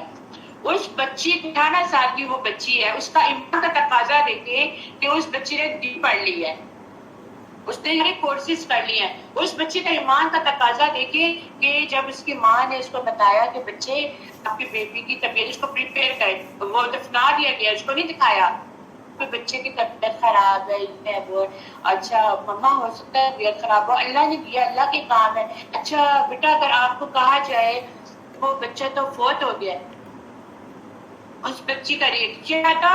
اس بچی کا ریئیکشن یہ تھا کہ تھوڑی دیر اس نے اپنی ماں کو دیکھا ہے, اپنے آنسو ٹپکائے ہیں, اور کہا ہے جس نے دیے اس نے لے لیا, اب میرا کیا وہ ہے, میں کچھ بھی نہیں کر سکتی. اس بچہ ایمان کا تقاضا دیکھی تو اس کی گود میں آ گیا بچہ, اس کے پیچھے نکل گیا بچہ. اچھا وہ فوت ہو گیا, اور اس کی بچی اب جو تھی وہ وینٹیلیٹر میں تھی, بستری کے وینٹیلیٹر میں تھی, کہ وہ بہت تھی. وہ بچہ صحت مند تھا, سانس خراب ہونے سے فوت ہو گیا. وہ بچی کمزور تھی, اور وہ روزانہ 1 گھنٹہ وہ گھر آ گئی ہے, لیکن لڑکی میں وہ بچی ہے، وہ روزانہ 1 گھنٹہ لگا کے ہاسپٹل جا کے اپنی بچی کو فیڈ کرا رہی ہے، پھر واپس آ رہی ہے 13ویں دن تو ہاسپٹل سے فون آتا ہے کہ وہ بیبی کی طبیعت خراب ہے، ہاسپٹل آ جائے. ابھی بچی ماں کو، اس بچی کو نہیں پتا، اور نانی جاتی ہے اسپتال، ادھر جاتی ہے تو بچی بیبی فوت ہو. 13 دن بعد کہ جس بچے نے اس کو اپنے سینے کا دودھ بھی پلا دیا، اس ماں کی کیفیت دیکھیں. پھر جب اس کو بتایا گیا، جب اس کو کہا، اس کو لے جایا گیا ہاسپٹل، اس کو کہا گیا یہ بھی چلے گی. اس بچی کا کیا ایمان کا تقاضا. مما میں تو یہ بھی نہیں کہہ سکتی کہ اللہ آپ اتنی دے دیتے لیکن صحت میں دے دیتے، وہ تو اس کے کام تھے نا، اس نے دینا تھا، اس نے دے دیے. اور بچی میں اتنا صبر کہ وہ ماں کہتی ہے کہ میں تو روتی تھی لیکن وہ بچی کا صبر ایسا تھا کہ آنکھوں سے آنسو نہیں ٹپکتے. اور ہم لوگوں کا حال کیا ہے؟ ذرا سا کچھ ہوا نہیں، ہم نے پوری دنیا میں اٹھا کر دیا، ہم نے شور شرابہ مچا دی. جس نے دیا ہے، جس کا ہے، جس کے پاس جانا ہے. بے شک صبر کرنا بہت مشکل ہوتا ہے، لیکن اللہ تعالیٰ نے انہیں کے لیے. اور پھر وہ بچی کیا کہتی ہے، مما یہ بچے ابراہیم علیہ السلام کے میں چلے گئے ہیں، ادھر پرورش پا. اور یہی بچے تب تک جنت میں نہیں جائیں گے جب تک وہ بچے اپنی ماں کا ہاتھ ہی پکڑ لیں گے. یہاں پر آگے بچی سنبھل گئی کہ وہ ابراہیم کے پاس ہے، اور ابراہیم ان بچوں کو کھیل رہے ہیں اور زندگی گزار. تو ہم لوگ کہاں پہ؟ ہم لوگوں میں تو پھر کچھ بھی نہیں. تو اور پھر اپنی زندگی کو اب معتدل بنائیں، بیلنس رکھیں، تنگی ہو نہ زیادہ اسراف ہو. اس طرح آپ کے لیے بھی آسانیاں ہوں گی، آپ کے لیے آسانیاں ہوں گی تو کمانے والوں کے لیے آسانیاں ہوں گی. کیونکہ عورتیں ہی ہیں جو گھر کو بناتی ہیں، اور عورتیں ہی ہیں جو گھر کو بگاڑتی ہیں. مرد حضرات تو بیچارے کیا کہیں گے؟ ہم عورتوں نے تو کہہ دینا ہے کہ بھئی یہ چیز ختم ہو گئی ہے، وہ تو بیچارے چپ کر کے رہیں گے. لیکن ان لوگوں، ان پردوں کو پتا ہے کہ ان پہ کیا گزرتی ہے، کہ کس طرح ان کے اخراجات کو پورا کرتے ہیں. تو جو چیز آ رہی ہے پلیز اب خاوندوں کا، اپنے باپوں کا، اپنے شوہروں کا خیال کر کے بیلنس ڈائٹ رکھتے. 1 مہینے کا راشن آ گیا ہے، اس کو مہینے بعد یہ ختم کرنا چاہیے. یہ نہیں بوتلیں آ گئی تو بس اڑائی جاؤ. یہ ہم لوگوں کی بہت بڑی خامیاں ہیں. مرد حضرات جس قدر پریشان ہوتے ہیں، یہ قرآن ہمیں کہہ رہا ہے زیادہ حد سے تجاوز نہ کرو، ورنہ پھر وہ وقت آئے گا کہ جی نعمتیں بھی نہیں ملیں. پھر اور وہ جو اللہ کے ساتھ کسی اور کو معبود نہیں پکارتے، اور وہ کسی نفس کو بھی جسے مانا اللہ نے حرام ٹھہرایا ہے ناحق قتل نہیں کرتے، اور وہ زنا نہیں کرتے. اور جو کوئی یہ کام کرے گا وہ گناہ کی سزا کو پا لے گا. یوم قیامت اس کا عذاب دگنا کر دیا جائے گا، اور وہ ہمیشہ اس میں خوار ہو کر رہ جائے گا. مگر جس نے توبہ کی اور وہ ایمان لے کر آیا اور نیک عمل کیے تو انہی لوگوں کی برائیوں کو اللہ اچھائیوں سے بدل دے گا، اور وہ بہت غفور اور رحیم ہے. دیکھیں جہاں پر اللہ بتاتے ہیں کہ قیامت میں عذاب کا حال کیا ہے، اور پھر وہاں پہ اللہ کہتے ہیں غلطی ہو گئی ہے، 2 وضو کرو، 2 رکعت صلاۃ توبہ پڑھو، آنسو بہا کے اللہ سے معافی مانگ لو، اپنی اصلاح کر دو. ہو نہیں سکتا کہ وہ معاف نہ کر دے. اور پھر اپنی اصلاح کر لو، اپنے آپ کو سلنڈر کر لو، ہر چیز کو چھوڑ کر صرف اس کی بارگاہ میں لگا لو، اپنی زندگی کو سادہ کر لو، اپنی زندگی کو آسان بنا لو. اور کیوں کہتے ہیں، ہمارے ایک ملنے والے ہیں، اللہ سبحانہ تعالیٰ نے ان کو بہت نور دیا ہوا ہے، اور اللہ سبحانہ تعالیٰ نے ان کو بہت فائد پہ پہنچایا ہوا ہے کہ ان کے گھر میں کسی چیز کی کمی نہیں ہے. ان کے گھر میں کسی چیز کی کمی نہیں ہے، خان سامان ہے، وہ لوگوں کو دیتے بھی ہیں. اور ان کی خود کی خوراک کیا ہے، وہ بچے بہت اچھا کھا رہے ہیں.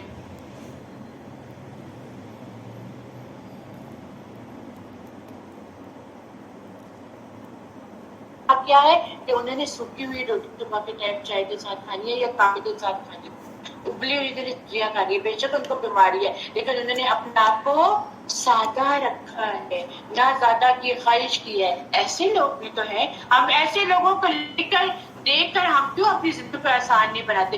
وہ تو ہماری ماڈل ہے۔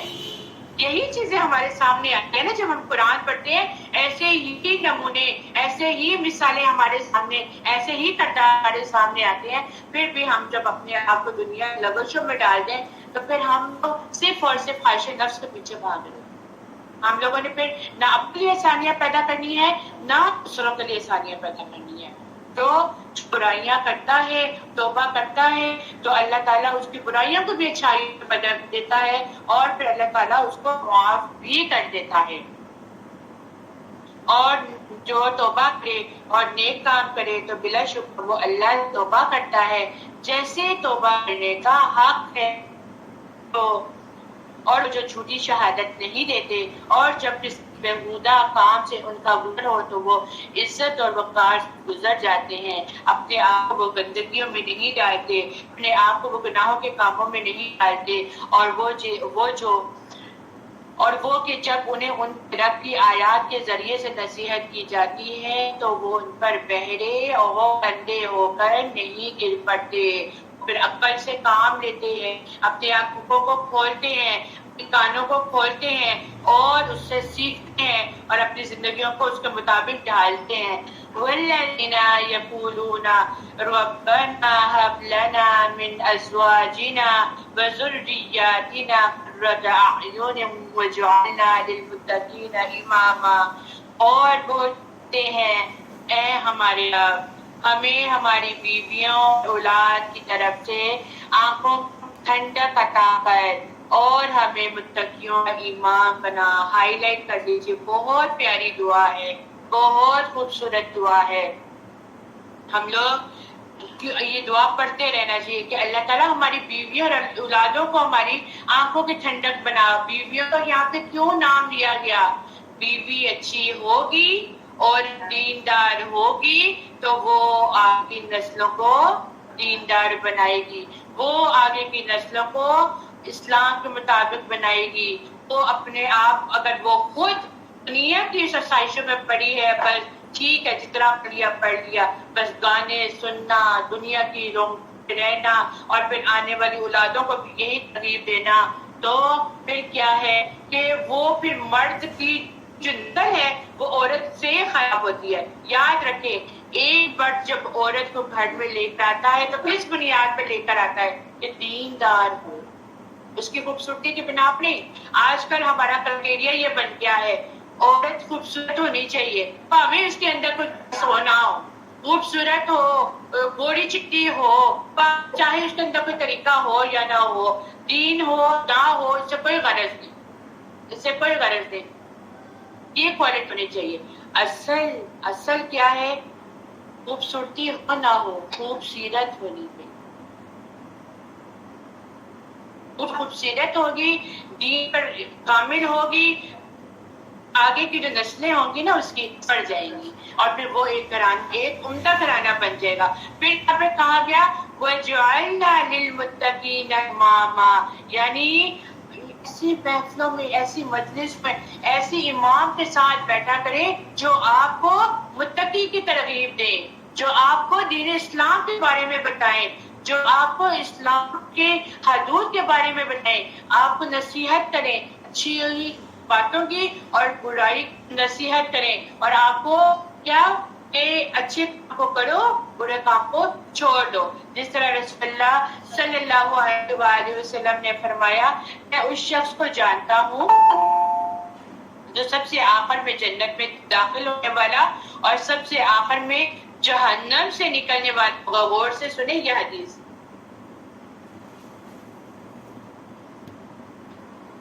یہ وہ آدمی ہوگا قیامت کے دن اس پر اس کے چھوٹے چھوٹے گناہ پیش کیے جائیں گے اور بڑے گناہ ایک طرف رکھ دیے جائیں گے۔ کہ چھوٹے چھوٹے گناہ کا مطلب کیا ہے کہ جب چھوٹے چھوٹے گناہ کی باری آئے گی تو وہ کیا کہے گا، اس کو کہا جائے گا تو نے فلاں دن فلاں کام کیا تھا، وہ اس بات میں سر آ کے کہے گا انکار کی تو طاقت ہی نہیں ہے. پھر اسے اس بات کا ڈر ہوگا کہ ابھی تو میرے چھوٹے چھوٹے گناہ کے بارے میں بات بس کی جا رہی ہے، ابھی تو میرے بڑے گناہ پیش کیے جائیں گے، اور پھر اتنے میں سے کہا جائے گا جا تیرے لیے ہر برائی کے بدلے ایک نیکی ہے. اللہ کی یہ مہربانی دیکھ کر وہ کہے گا کہ ابھی تو میرے بہت سے اعمال ایسے ہیں کہ میں انہیں یہاں دیکھ نہیں رہا. یہ بیان کر نبی پاک صلی اللہ علیہ وآلہ وسلم ہنس پڑے، یہاں تک کہ عوارض نظر آنا شروع ہو گئے. یعنی کہ وہاں پر اللہ سبحانہ تعالیٰ کی کیا آ گئی؟ اللہ سبحانہ تعالیٰ کی رحمت نازل ہو گئی. کیا کہا گیا ہے؟ کوشش درکار ہے لیکن اللہ کی رحمت کی بھی دعا کیا کرے. یہاں پر گناہ پیش شخص کے تم نے چھوٹے فلاں وقت میں گناہ کیے ہیں اور وہ اتنا پریشان ہے کہ اب تو میرے بڑے گناہ پیش کیے جائیں گے اور پھر میرا کیا معاملہ ہوگا. اور پھر اللہ کی رحمت آرے آ گئی. جب اللہ کی رحمت آرے آ گئی تو پھر بخش گیا، وہ جنت پہ چلا گیا. تو جو لوگ کہتے ہیں اس بات پہ ایک اور بات کرتی، جب کوئی فوت ہو جاتا ہے تو ہمیں یہ کوئی ادراک نہیں بنتا، ہمیں یہ زیب نہیں دیتا کہ ہم کس کے بارے میں یہ بات کہیں کہ وہ تو جنتی تھا. سمجھ میں آ رہی ہے بات میری؟ کہ ہمیں یہ نہیں بنتا کہ وہ تو جنتی تھا، کیونکہ وہ اب اس کا اللہ کا معاملہ ہے. ہاں اس وقت آپ کی گواہیاں جاری ہوں گی. اگر جو بندہ مر جاتا ہے، اگر آپ اس کے لیے اچھی بات بولتے ہیں، اگر آپ اس کے لیے تعریف کے بول بولتے ہیں، اگر آپ اس کے حق میں دعا کرتے ہیں، اس وقت کھڑے ہوئے پھر آمین بولتے ہیں اور وہ پھر آپ کی گواہیاں لے کر جاتے ہیں، اس گواہیوں کے بنا پر اس بندے کے ساتھ پھر معاملہ کیا ہوتا ہے اس کو کیا جاتا ہے. پھر یہ اللہ اور اللہ اس کا کام ہے. کیونکہ ہم کیسے دعویٰ کہہ سکتے ہیں اور جنت ہی ہے، وہ تو جنت ہے، وہ تو جنت میں سیدھا جنت چلا گیا.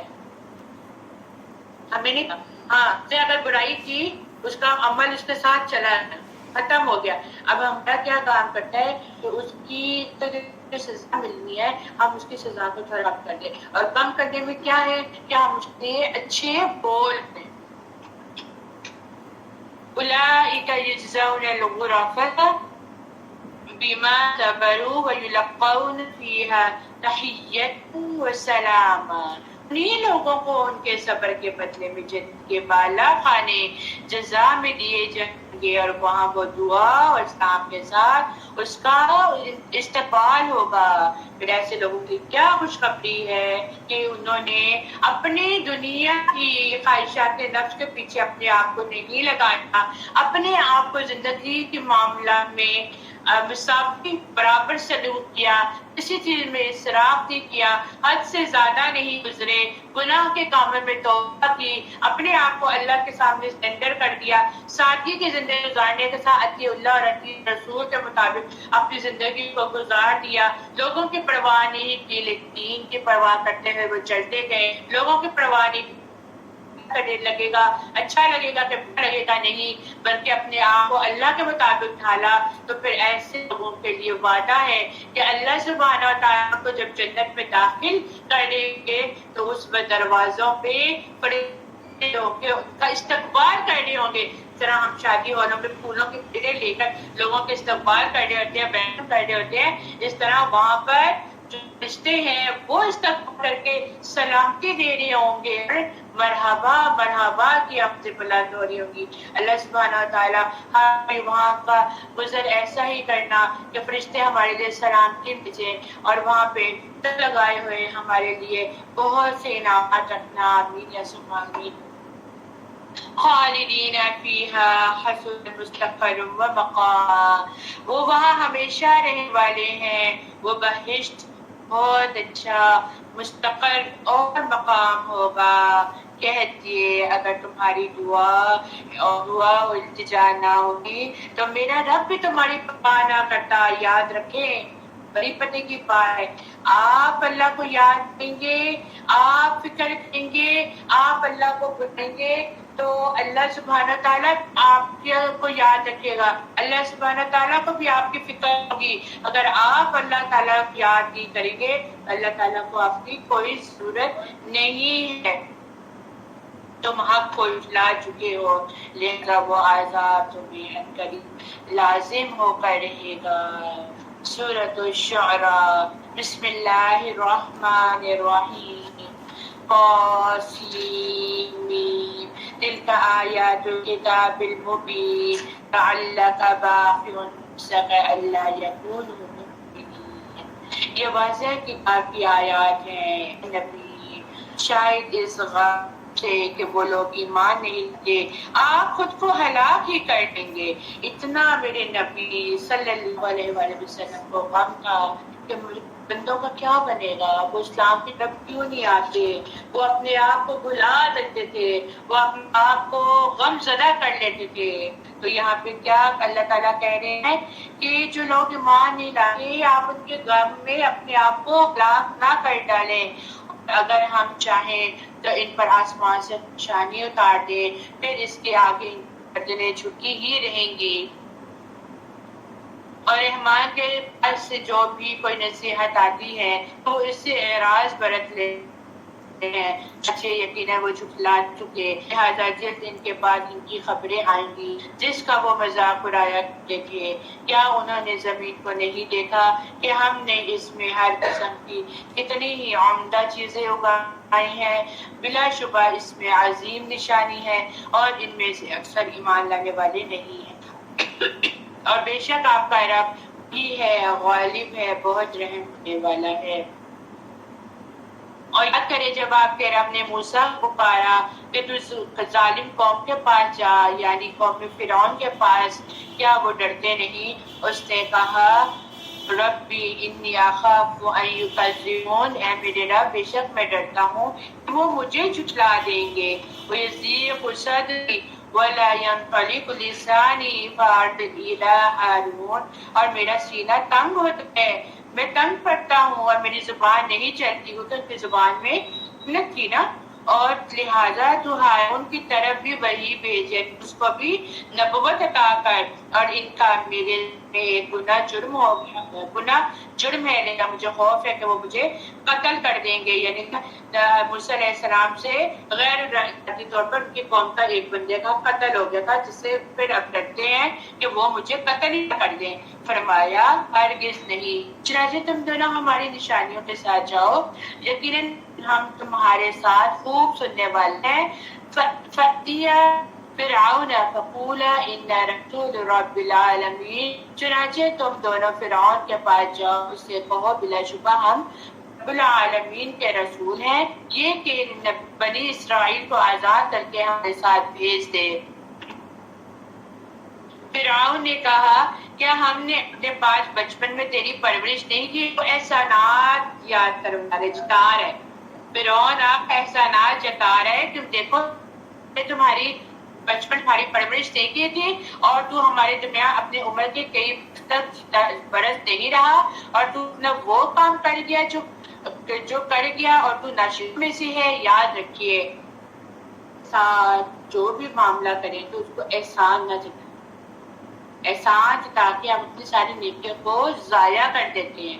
اگر آپ کسی کے لیے ساتھ نیکی کا سلوک کر رہے ہیں تو بس خاموش ہو جائیں، اجر کا صلہ اللہ تعالیٰ آپ کو دے گا، اور اگر دوسرا آپ کے اس احسانات کو نہیں سمجھ رہا تو اس کو بھی چھوڑ دے، اللہ اور اس کا معاملہ ہے۔ لیکن احسانات جتا کر دوسروں کو بتایا جا رہا ہے کہ میں نے تمہارے ساتھ فلاں وقت میں ایسا کیا، اور دوسرا آپ کی اس بات کو لیتا ہی نہیں ہے، تو پھر وہاں پہ آپ کے احسانات ہی ضائع ہو جاتے ہیں۔ اس نے کہا میں نے وہ کام اس وقت کیا تھا جب میں بھٹکے ہوئے لوگوں میں سے تھا، پھر جب میں تم سے ڈرا تو میں تم سے بھاگ گیا، پھر میرے رب نے مجھے حکم بخشا اور اس نے مجھے رسولوں میں سے بنایا۔ اور کیا یہی ہے وہ احسان جو تو مجھ پر احسان جتاتا ہے کہ تو نے بنی اسرائیل کو غلام بنا رکھا ہے؟ فرعون نے کہا اور رب العالمین کیا ہے؟ اس نے کہا وہ آسمانوں اور زمین کا اور جو کچھ ان دونوں کے درمیان ہے ان کا رب ہے اگر تم یقین کرنے والے ہو۔ اس نے اپنے ارد گرد والوں یعنی اپنے درباریوں سے کہا کیا تم سنتے نہیں ہو؟ اس نے کہا وہ تمہارا تمہارے اگلے آباء و اجداد کا رب ہے۔ اس نے کہا بلا شبہ تمہارا یہ رسول جو تمہاری طرف بھیجا گیا ہے یہ مجنون ہے، یہ دیوانہ ہے۔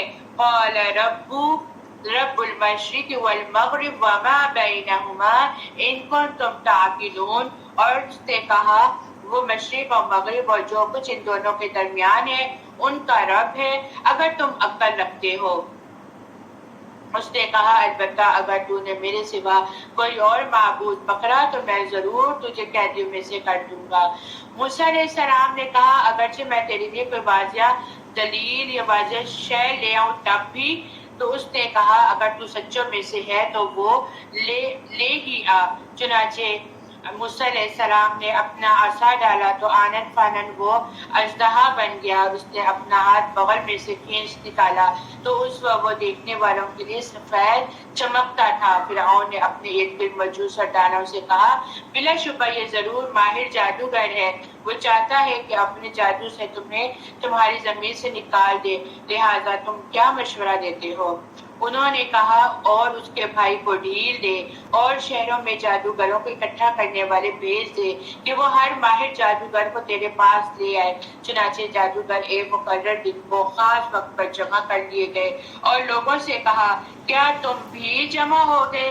اگر وہ جادوگر غالب آ جائیں تو شاید ہم ان جادوگروں کی اتباع کریں۔ پھر جب جادوگر آئے تو وہ فرعون سے کہنے لگا اگر ہم ہی غالب آئے تو کیا ہمارے لیے کوئی صلہ ہوگا؟ فرعون نے کہا ہاں، اور بے شک تب تم میرے مقرب میں سے ہوگے۔ موسیٰ نے ان سے کہا جو کچھ تم ڈالنے والے ہو ڈال دو۔ تب انہوں نے اپنی رسیاں اور لاٹھیاں ڈالی اور کہنے لگے عزت فرعون کی قسم بلا شبہ ہم ہی غالب ہیں۔ پھر موسیٰ نے اپنا عصا ڈالا تو وہ فوراً ہی نکلنے لگا جو وہ جھوٹ موٹ کر رہے تھے۔ چنانچہ جادوگر بے اختیار سجدے میں گر پڑے اور وہ کہنے لگے کہ ہم رب العالمین پر ایمان لے آئے، یعنی کہ انہوں نے اپنے آپ کو سرنڈر کر دیا، اور موسیٰ اور ہارون کے رب پر۔ فرعون نے کہا میری اجازت دینے سے پہلے تم نے اسے مان لیا، بے شک وہ تمہارا بڑا ہے جس نے تمہیں جادو سکھایا ہے، لہٰذا جب تم جان لو گے کہ تمہارے ہاتھ اور پاؤں مخالف طرف سے کاٹ دوں گا اور تم سب کو ضرور سولی چڑھاؤں گا۔ آپ لوگوں نے نوٹ کیا ہر پیغمبر کی قوم کی بات کی گئی ہے، لیکن قوم فرعون کا ہر جگہ پہ ذکر آ ہے کہ اس نے کتنا اپنے آپ کو بڑا خدا مانا ہوا تھا اور کتنا دعوے دار تھا، اور آج دیکھیں مصر میں اس کا جو ممی پڑی ہوئی ہے اور وہ ہمارے لیے عبرت کا نشان ہے کہ اس کو تو پانی نے بھی قبول نہیں کیا، اور اس کے اندر کہتے ہیں کہ سمندر کا پانی ابھی تک کوئی ہے جو ٹپکتا بھی ہے، پھر اس کے اوپر مسالہ لگا دیا جاتا ہے، اور بار بار اس کا ذکر کیا جا رہا ہے کہ کتنی یہ اپنی خودداری میں اور اپنے آپ کو خدا سمجھنے میں کتنا آگے تھا، اور پھر کتنا ظالم تھا، اور میں پھر تم سب کو ضرور سولی چڑھاؤں گا۔ وہ کہنے لگے کوئی حرج نہیں، بے شک ہم اپنے ہی رب کی طرف لوٹنے والے ہیں۔ ایسا ہوتا ہے کردار، ایسا ہوتا ہے کہ جب انسان جان لے کہ اللہ اور اس کے رسول اور اس کا پیغمبر کیا پیغام لے کر آئے، تو اس کو چاہیے کہ وہ پھر اپنے سرداروں کی بات نہ مانے بلکہ حق کی طرف اپنے آپ کو لے کر جائے۔ بے شک ہم امید رکھتے ہیں کہ ہمارا رب ہماری خطائیں بخش دے گا۔ اب دیکھیں یہاں پر ایک اور اچھی امید کہ ہم نے غلطی کی اور اب ہمیں یہ یقین ہے کہ ہمارا رب ہمیں معاف کر دے گا، بے شک ہم اب ایمان لے کر آنے والے ہیں۔ اور ہم نے موسیٰ کی طرف وحی کی کہ تم میرے بندے کو لے کر راتوں رات نکل جا، بلا شبہ تمہارا تعاقب کیا جائے گا۔ یعنی کہ اب یہ پتہ ہے اللہ تعالیٰ نے اب وحی کے ذریعے ان کو سمجھا دیا اور پھر یہ بھی کہہ دیا کہ وہ لوگ تمہارا پیچھا کریں گے۔ پھر فرعون نے شہروں میں اکٹھا کرنے والے بھیجے، پیغام دے کر بھیجے یہ بنی اسرائیل تھوڑی سی جماعت ہے اور بلا شبہ وہ ہمیں غصہ دلانے والے ہیں، اور بلا شبہ ہر وقت چکنے رہنے والے ہیں۔ چنانچہ ہم نے ان فرعونیوں کو باغوں اور چشموں سے نکالا اور خزانوں اور بہترین قیام گاہوں سے اسی طرح ہوا،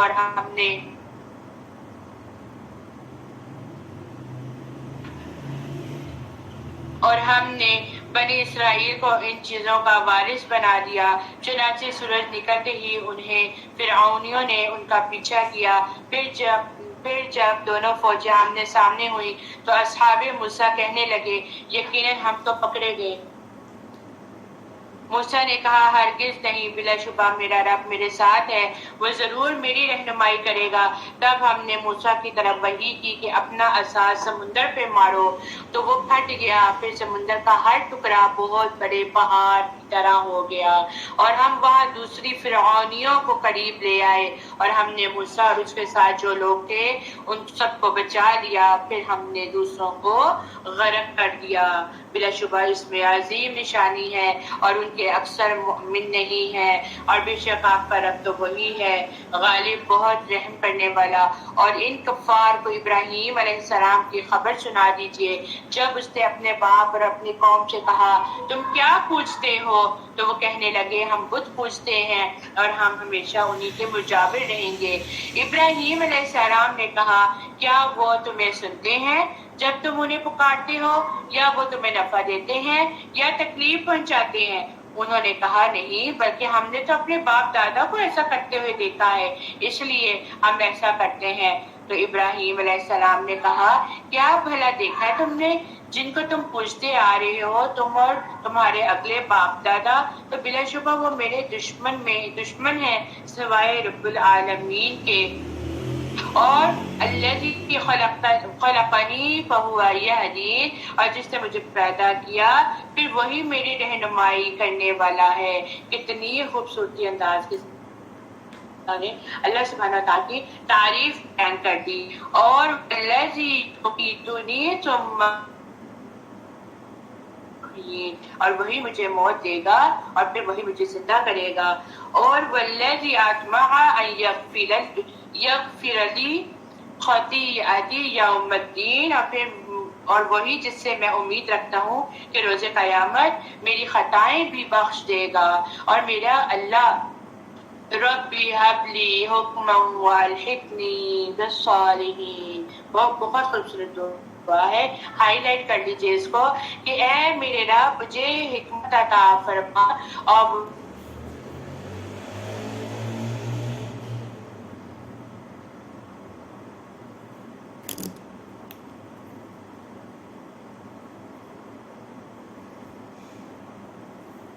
میرا اٹھانا صالحین کے بیچ میں سے ہو۔ وَاجْعَلْ لِي لِسَانَ صِدْقٍ فِي الْآخِرِينَ، یہ ساری دعائیں ہائی لائٹ کریں۔ بالصالحین وَاجْعَلْ لِي لِسَانَ صِدْقٍ فِي الْآخِرِينَ وَاجْعَلْنِي مِنْ وَرَثَةِ جَنَّةِ النَّعِيمِ، اور بعد میں میرا ذکر خیر جاری رکھ اور مجھے نعمتوں والی جنت کے وارثوں میں سے کر دے۔ آمین ثم آمین۔ بہت پیاری دعا ہے یہ دعا، اپنی زندگی میں شامل کریں اور اپنے لیے دعا مانگا کریں۔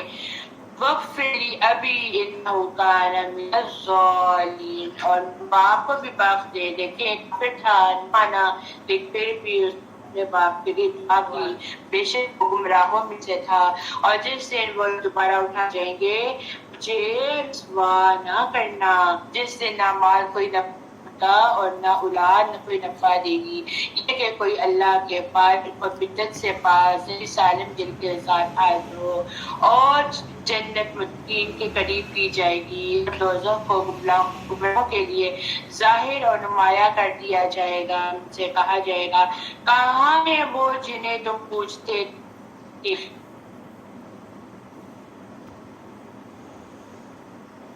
وہ اور سب گمراہ میں اونھے منہ ڈالے، اور ابلیس کے سارے لشکر بھی وہ کہیں گے جبکہ وہ اللہ کی قسم یقیناً ہم گمراہی میں تھے جب کہ تمہیں رب العالمین کے برابر ٹھہراتے تھے، اور ہمیں تو بڑی مجرموں نے ہی بتایا تھا۔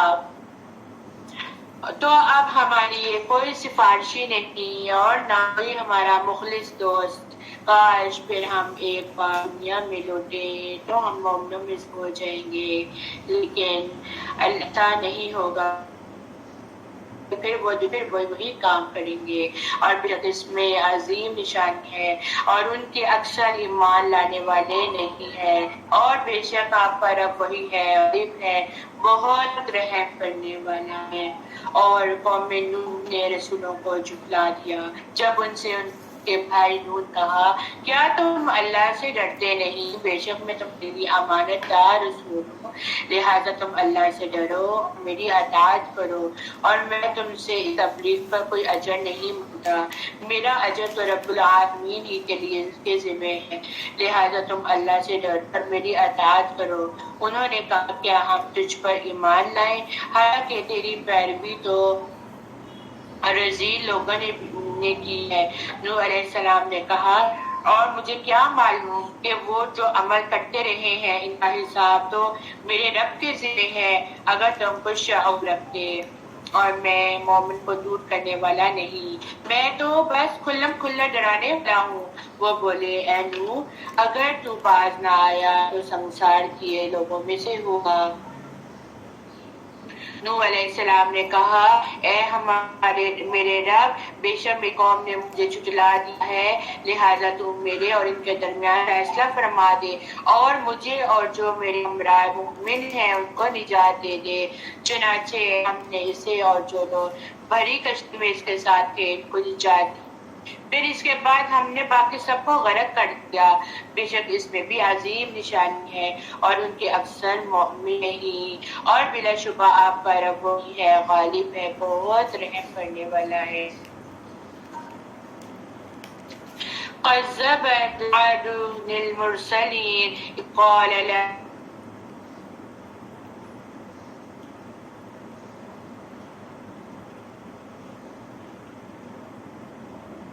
وما أسألكم عليه من أجر إن أجري إلا على رب العالمين۔ قوم عاد نے رسولوں کو جھٹلا دیا جب ان کے بھائی ہود نے کہا، کیا تم اللہ سے ڈرتے نہیں؟ بے شک میں تمہارے لیے امانت دار رسول ہوں، لہٰذا تم اللہ سے ڈرو اور میری اطاعت کرو، میں تم اس تبلیغ کو کوئی اجر نہیں مانگتا، میرا رب العالمین ہی کے ذمہ ہے۔ کیا تم ہر اونچی جگہ پر بطور خیر تماشا یادگار بناتے ہو، اور تم مضبوط محل بناتے ہو، شاید تم ہمیشہ یہی ہوگے، اور جب تم کسی پر ہاتھ ڈالتے ہو تو سرکشی بن کر ہاتھ ڈالتے ہو، لہٰذا اللہ سے ڈرو، واتقوا الذی امدکم بما تعلمون، اور تم اس ذات سے ڈرو جس نے تمہیں ان چیزوں میں بڑھایا امداد دی ہے جو تم جانتے ہو۔ اس نے تمہیں بڑھایا ہے مویشیوں اور بیٹوں میں اور باغ چشموں میں، بلا شبہ میں تم پر میں عظیم کے عذاب سے ڈرتا ہوں۔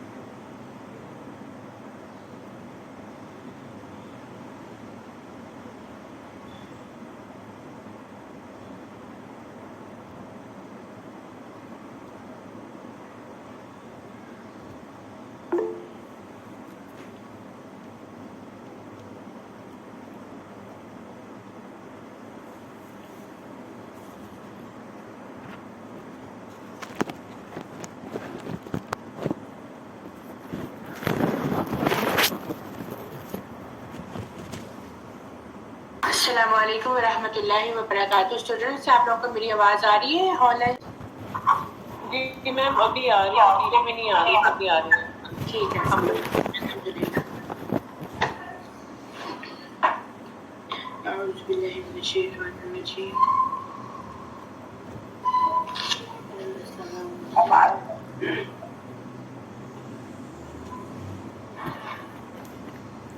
آیت کون سی ہے؟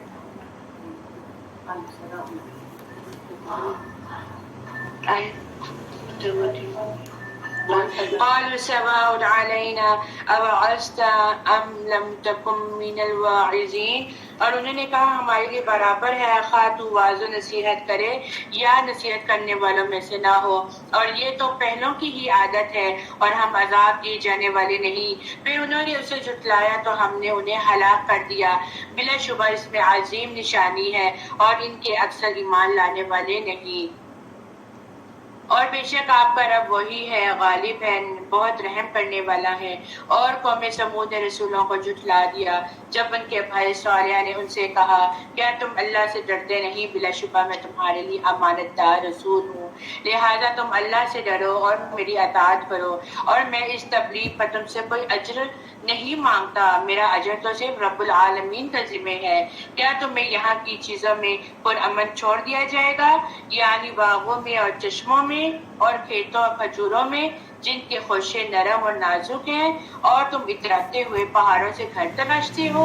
چنانچہ تم اللہ سے ڈرو اور میری اطاعت کرو، تم حد سے بڑھنے والوں کے حکم کی اطاعت نہ کرو جو زمین میں فساد کرتے ہیں اور اصلاح نہیں کرتے۔ انہوں نے کہا قالوا انما انت من المسحرین، بس تو سحر زدہ لوگوں میں سے ہے، تو ہماری ایک بشر ہی تو ہے، لہذا اگر تو سچوں میں سے ہے تو کوئی نشانی یا معجزہ لے آ۔ صالح علیہ السلام نے کہا یہ اونٹنی معجزہ ہے، ایک دن اس کی پینے کی باری ہے اور ایک دن مقرر تمہارے پینے کی باری ہے، اور اسے بری نیت سے نہ چھونا ورنہ تمہیں بہت بڑے عذاب آ پکڑے گا۔ چنانچہ انہوں نے اس کی ٹانگیں کاٹ دی، پھر وہ نادم بھی ہوئے تو انہیں عذاب نے آپ پکڑ لیا، بے شک اس میں عظیم نشانی ہے اور ان کے اکثر ایمان والے نہ تھے۔ اور بے شک آپ کا رب وہی ہے، غالب ہے، بہت رحم کرنے والا ہے۔ پھر قوم لوط نے رسولوں کو جھٹلا دیا جب ان سے ان کے بھائی لوط نے کہا کیا تم اللہ سے ڈرتے نہیں ہو؟ بلا شبہ میں تمہارے لیے ایماندار رسول ہوں، لہٰذا تم اللہ سے ڈرو اور میری اطاعت کرو۔ میں اس تبلیغ پر تم سے کوئی اجر نہیں مانگتا، میرا اجر تو صرف رب العالمین کے ذمہ ہے۔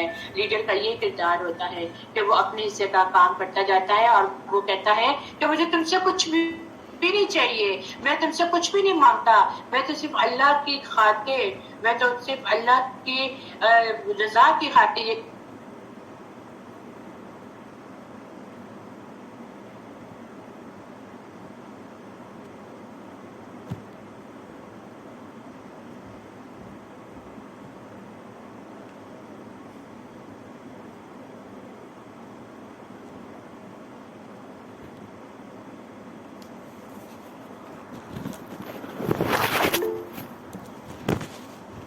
یہاں پہ لائٹ چلی گئی ہے اور جی میم ابھی آ رہی ہے۔ اب آ رہی ہے، چلے ٹھیک ہے۔ اللہ تعالیٰ آسانی پیدا فرمائے۔ اپنی بیویوں کو چھوڑ دیتے ہو جنہیں تمہارے رب نے تمہارے لیے پیدا کیا ہے، لوگ حد سے گزرنے والے ہو۔ انہوں نے کہا اے لوط اگر تو باز نہ آیا تو یقیناً تو نکالے جانے والوں میں سے ہوگا۔ لوط نے کہا بے شک میں تمہارے خلاف فطرت عمل سے دشمنی رکھنے والوں میں سے ہوں، اے میرے رب تو مجھے اور میرے اہل کو اس عمل کے وبال سے نجات دے جو وہ کرتے ہیں۔ چنانچہ ہم نے اسے اور اس کے سب اہل کو نجات دی سوائے ایک بھریا کے جو پیچھے رہنے والوں میں سے تھی۔ پھر ہم نے دوسروں کو ہلاک کر دیا اور ہم نے ان پر پتھروں کی سخت بارش برسائی، چنانچہ ڈرائے گئے لوگوں پر برسائی گئی بدترین بارش تھی۔ بے شک اس میں عظیم نشانی ہے اور ان کے اکثر ایمان والے نہ تھے، اور بے شک آپ کا رب وہی ہے، غالب ہے، بہت رحم کرنے والا ہے۔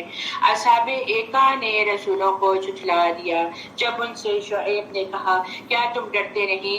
بے شک میں تمہارے لیے امانت دار رسول ہوں، لہذا تم اللہ سے ڈرو اور میری اطاعت کرو، اور میں اس تبلیغ پر تم سے کوئی اجر نہیں مانگتا، میرا اجر تو رب العالمین کے ذمہ ہے۔ تم آپ کو پورا کرو اور خسارہ دینے والوں میں سے نہ بنو، اور تم بالکل سیدھی ترازو سے تولو، اور تم لوگوں کو ان کی اشیاء کم نہ دو، اور نہ تم زمین میں فساد کرتے ہو اور فساد کرتے ہوئے دوڑو، اور اور اس اللہ سے ڈرو جس نے تمہیں اور پہلی مخلوق کو پیدا کیا۔ انہوں نے کہا بس تو صحت زیادہ لوگوں میں سے ہے اور تو ہماری طرح بشر ہی تو ہے اور ہم تجھے بلا شبہ جھوٹوں میں خیال کرتے ہیں، لہٰذا اگر تو سچوں میں سے ہے تو ہم پر آسمان سے ٹکڑا گرا دے۔ شعیب علیہ السلام نے کہا میرا رب خوب جانتا ہے جو تم عمل کرتے ہو۔ چنانچہ انہوں نے اسے شعیب علیہ السلام کو بھی جھٹلا دیا تو انہیں سائے دن کے عذاب نے آ پکڑا، بے شک وہ بہت بڑے دن کا عذاب تھا۔ بلا شبہ اس میں عظیم نشانی ہے اور ان پر اکثر ایمان لانے والے نہ تھے، اور بے شک آپ کا رب وہی ہے، غالب ہے، بہت حق کرنے والا ہے۔ اور بلا شبہ یہ قرآن رب العالمین کا نازل کرتا ہے، روح الامین جبریل اسے لے کر نازل ہوا آپ کے دل پر تاکہ آپ ڈرنے والوں میں سے ہوں، اور یہ لسان عربی مبین فصیح عربی زبان میں ہے، اور بلا شبہ قرآن کا ذکر پہلی کتابوں میں بھی ہے۔ ان کے لیے یہ ایک نشانی کافی نہیں کہ اپنی اسرائیل کے علماء بھی اس قرآن یا صاحب قرآن کو جانتے ہیں۔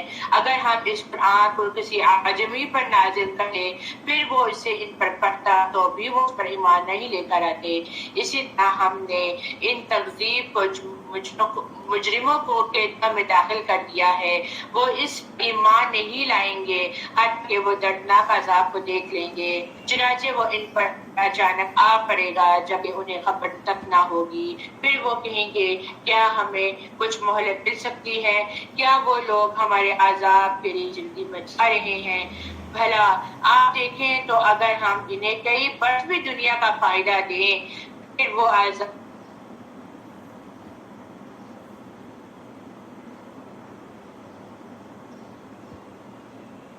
کام نہیں آئے گا۔ اور ہم نے جس بستی کو بھی ہلاک کیا تو پہلے اس کے لیے ڈرانے والے بھیجے تھے یاد رکھنے کے لیے، اور ہم ظالم نہیں۔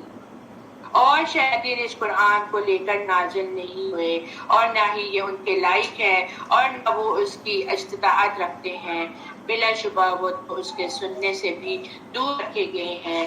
چنانچہ اے نبی صلی اللہ علیہ وآلہ وسلم یہ آپ اللہ کے ساتھ کسی اور کو معبود آپ کسی اور معبود کو مت پکاریں ورنہ آپ بھی عذاب پانے والوں میں سے ہو جائیں گے۔ یاد رکھیں یہاں پہ اس بات پہ غور کریں، نبی کو یہ بات کہی جا رہی ہے کہ اگر آپ نے اللہ کے علاوہ کسی کا معبود بنا لیا تو آپ کو بھی عذاب سے بچایا نہیں جائے گا، تو پھر ہمارے لیے کیا ہوگا؟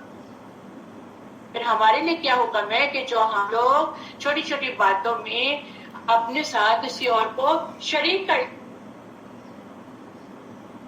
بھی ہم اس کو مانتے نہیں ہیں، ہم کہتے ہیں نہیں، ہم کو صرف تعظیماً کر رہے ہیں، نہیں۔ وَأَنذِرْ عَشِيرَتَكَ الْأَقْرَبِينَ اور آپ اپنے قریبی رشتہ داروں کو ڈرائیں، وَاخْفِضْ جَنَاحَكَ لِمَنِ اتَّبَعَكَ مِنَ الْمُؤْمِنِينَ اور جو مومنوں میں سے آپ کی اتباع کریں ان کے لیے اپنے مشفقانہ بازو جھکائے رکھیں، پھر اگر وہ آپ کی نافرمانی کریں تو کہہ دیجئے بلا شبہ تم جو کچھ کر رہے ہو میں اس سے بری ہوں، اور آپ اللہ غالب اور مہربان پر توکل رکھیں، وَتَوَكَّلْ عَلَى اللَّهِ عزیز رحیم الذی یراک حین تقوم آپ کو دیکھتا ہے جب آپ اکیلے نماز میں قیام کرتے ہیں، اور آپ کی نقل و حرکت کو سجدہ کرنے والوں میں بھی دیکھتا ہے۔ اب دیکھیں نماز کا ذکر آ گیا ہے، اب نماز کے لیے جب ہم لوگ کھڑے ہوتے ہیں تو نماز پڑھتے ہوئے کبھی ہم اپنے بازو کو صحیح کر رہے ہوتے ہیں، کبھی ہم اپنے دوپٹوں کو صحیح کر رہے ہوتے ہیں، کبھی ہم اپنی پھیلیوں کو صحیح کر رہے ہوتے ہیں۔ تو اللہ سبحانہ و تعالیٰ نماز کے دوران بھی ہماری حرکات کو دیکھ رہا ہوتا ہے، ہماری سوچ کو پڑھ رہا ہوتا ہے کہ ہم لوگوں کی سوچ اور ہم لوگوں کی حرکات اور ہم لوگوں کا دل واقعی کوئی نماز میں ہے، خشوع و خضوع میں ہے یا نہیں ہے۔ انہ هو السمیع العلیم بلا شبہ وہ خوب سننے والا بڑا جاننے والا ہے۔ کیا میں تمہیں بتاؤں کہ کس پر شیاطین نازل ہوتے ہیں؟ وہ جو ہر جھوٹ کرنے والے ہوتے ہیں، جو گناہگار پر نازل ہوتے ہیں، جو شیطانوں کی طرح کان لگاتے ہیں اور ان کے اکثر جھوٹے ہیں اور شاعروں کی پیروی اور گمراہ لوگ کی کرتے ہیں۔ کیا آپ نے دیکھا نہیں کہ بلا شبہ وہ خیال کی ہر وادی میں بھٹکتے پھرتے ہیں اور بلا شبہ وہ ایسی باتیں کہتے ہیں جو کرتے نہیں۔ سوائے ان کے جو ایمان لائے اور انہوں نے نیک عمل کیے اور اللہ کا بقصر ذکر کیا، اور جب ان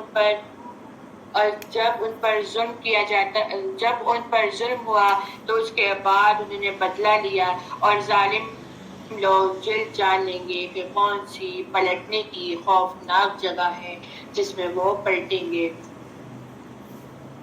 سورۃ النمل، نمل کہتے ہیں چونٹی کو۔ یہ یہاں پر حضرت سلیمان علیہ السلام کا ذکر ہے کہ وہ کس طرح جانوروں کے ساتھ باتیں کیا کرتے تھے، ان کی بولی سنا کرتے تھے، اور یہاں پہ چونٹی کیا باتیں مبارکہ آرائی کرتی ہیں۔ بسم اللہ الرحمن الرحیم، طاسین، تلک آیات القرآن وکتاب مبین، هدى وبشرى للمؤمنين الذين يقيمون الصلاة ويؤتون الزكاة وهم بالآخرة هم يوقنون إن الذين لا يؤمنون بالآخرة زينا لهم أعمالهم فهم يعمهون أولئك الذين لا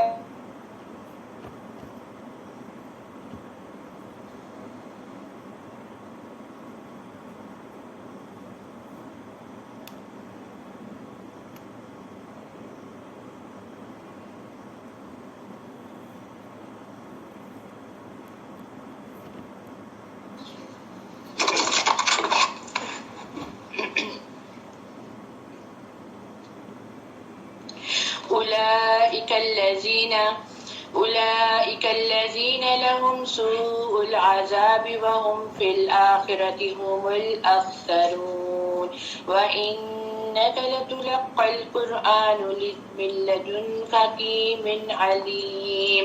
طاسین، یہ قرآن اور واضح کتاب کی آیات ہیں، یہ ہدایت اور بشارت ہے ان مومنوں کے لیے جو نماز قائم کرتے ہیں اور زکوٰۃ ادا کرتے ہیں اور وہ آخرت پر یقین رکھتے ہیں۔ بلا شبہ وہ لوگ آخرت پر ایمان نہیں رکھتے، ہم نے ان کے لیے ان کے اعمال پرکشش بنا دیے، لہٰذا وہ بھٹکتے پھرتے ہیں۔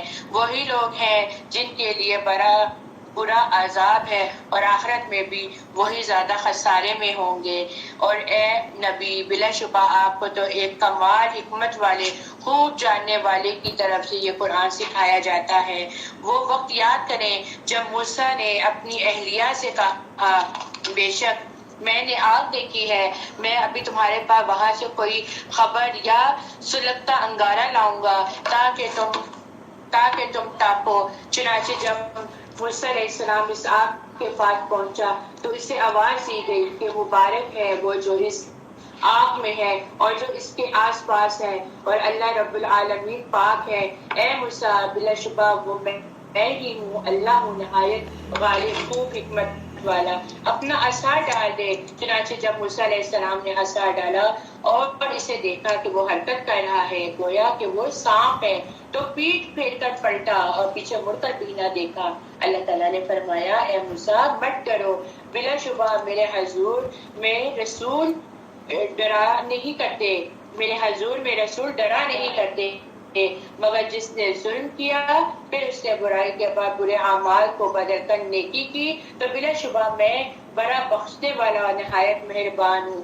اور اپنا ہاتھ اپنے گریبان میں داخل کرو تو وہ سفید چمکتا ہوا بے عیب نکلے گا۔ یہ ان 9 نشانیاں یعنی معجزات میں سے ہیں جن کے ساتھ تمہیں فرعون اور اس کی قوم کی طرف بھیجا گیا ہے۔ اور ان کی آپ نے پہلے بھی سنا کہ اللہ تعالیٰ نے ان کو معجزات سے نوازا تھا، بے شک وہ نافرمان لوگ ہیں۔ پھر جب ان کے پاس ہمارے روشن معجزات پہنچے تو انہوں نے کہا یہ تو کھلا جادو ہے، اور انہوں نے ظلم اور تکبر کی وجہ سے ان کا انکار کر دیا، جبکہ ان کے دلوں نے ان کا یقین کر لیا تھا۔ پھر دیکھیے فسادیوں کا انجام کیسا ہوا۔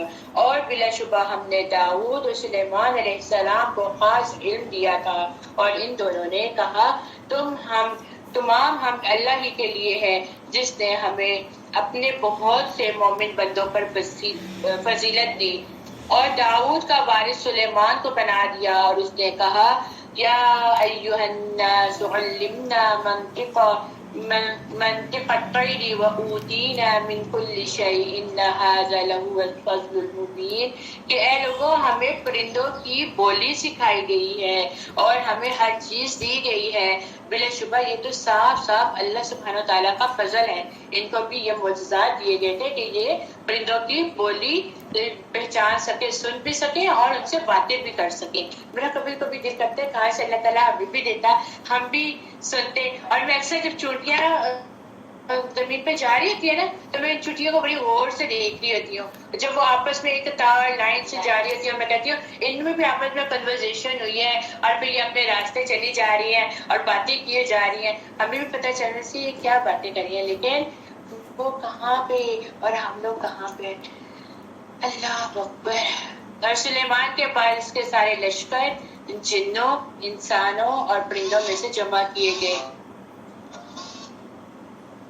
پھر وہ الگ الگ تقسیم کیے جاتے تھے، حتیٰ کہ جب وہ چونٹیوں کی وادی میں پہنچے تو ایک چونٹی نے کہا اے چونٹیوں تم اپنے بلوں میں چلی داخل ہو جاؤ، کہیں ایسا نہ ہو کہ سلیمان اور اس کے لشکر تمہیں کچل ہی نہ ڈالیں جبکہ وہ اس کا شعور بھی نہ رکھتے ہوں۔ چنانچہ سلیمان علیہ السلام چونٹی کی بات پر مسکرا کر ہنس دیا اور کہا، بہت خوبصورت دعا ہے، یہ دعا آپ لوگ ہائی لائٹ کریں۔